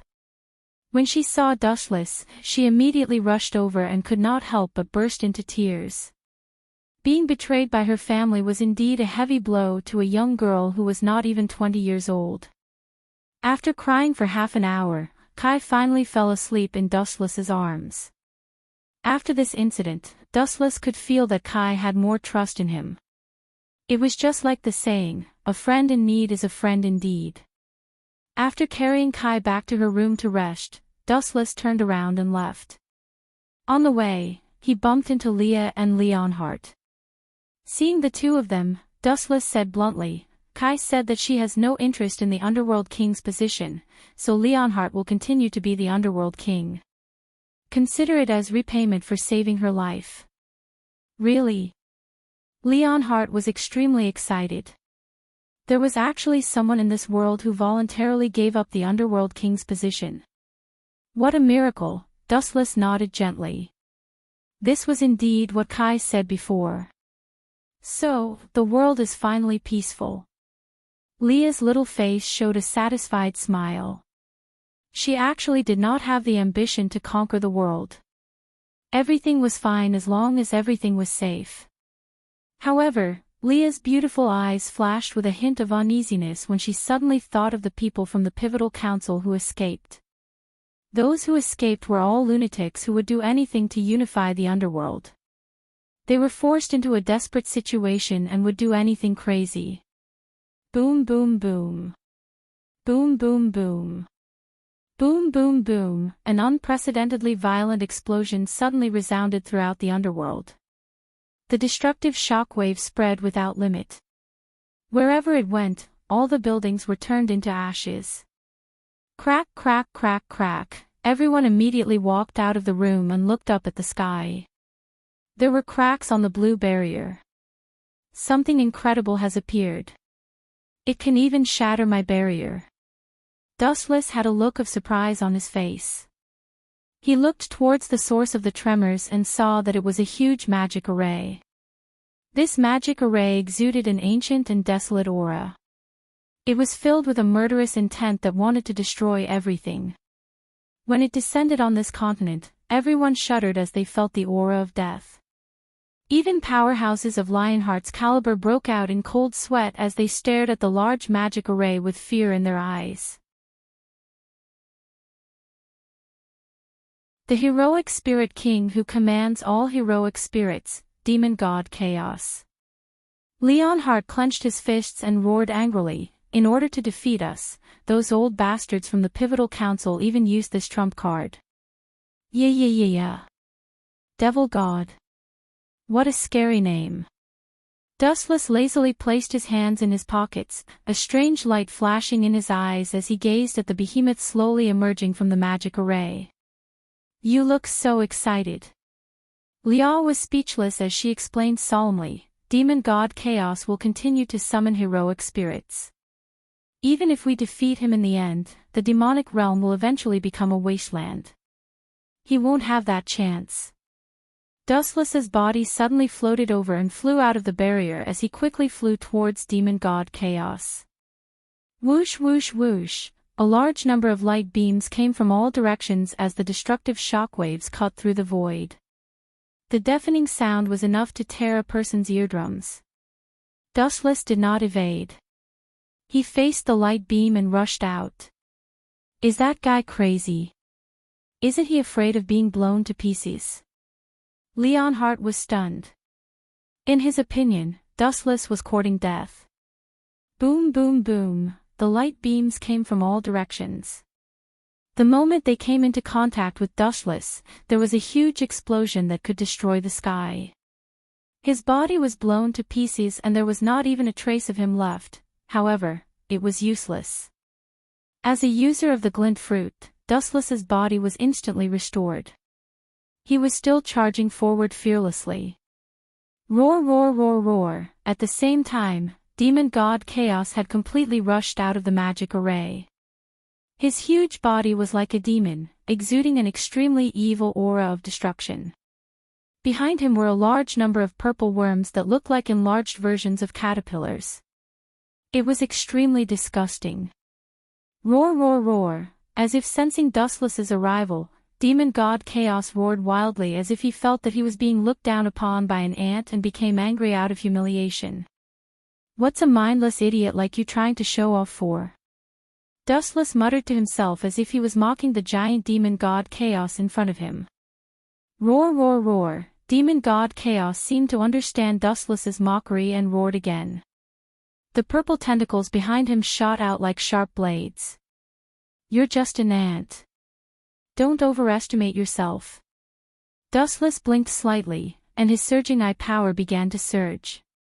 He focused his sight on the purple tentacles and shouted, "Amaterasu!" Boom, boom, boom. In an instant, a ball of black fire suddenly descended. It was as powerful as a natural disaster and surrounded the disgusting tentacles, burning them quickly. After burning the disgusting tentacles, the Amaterasu did not disappear.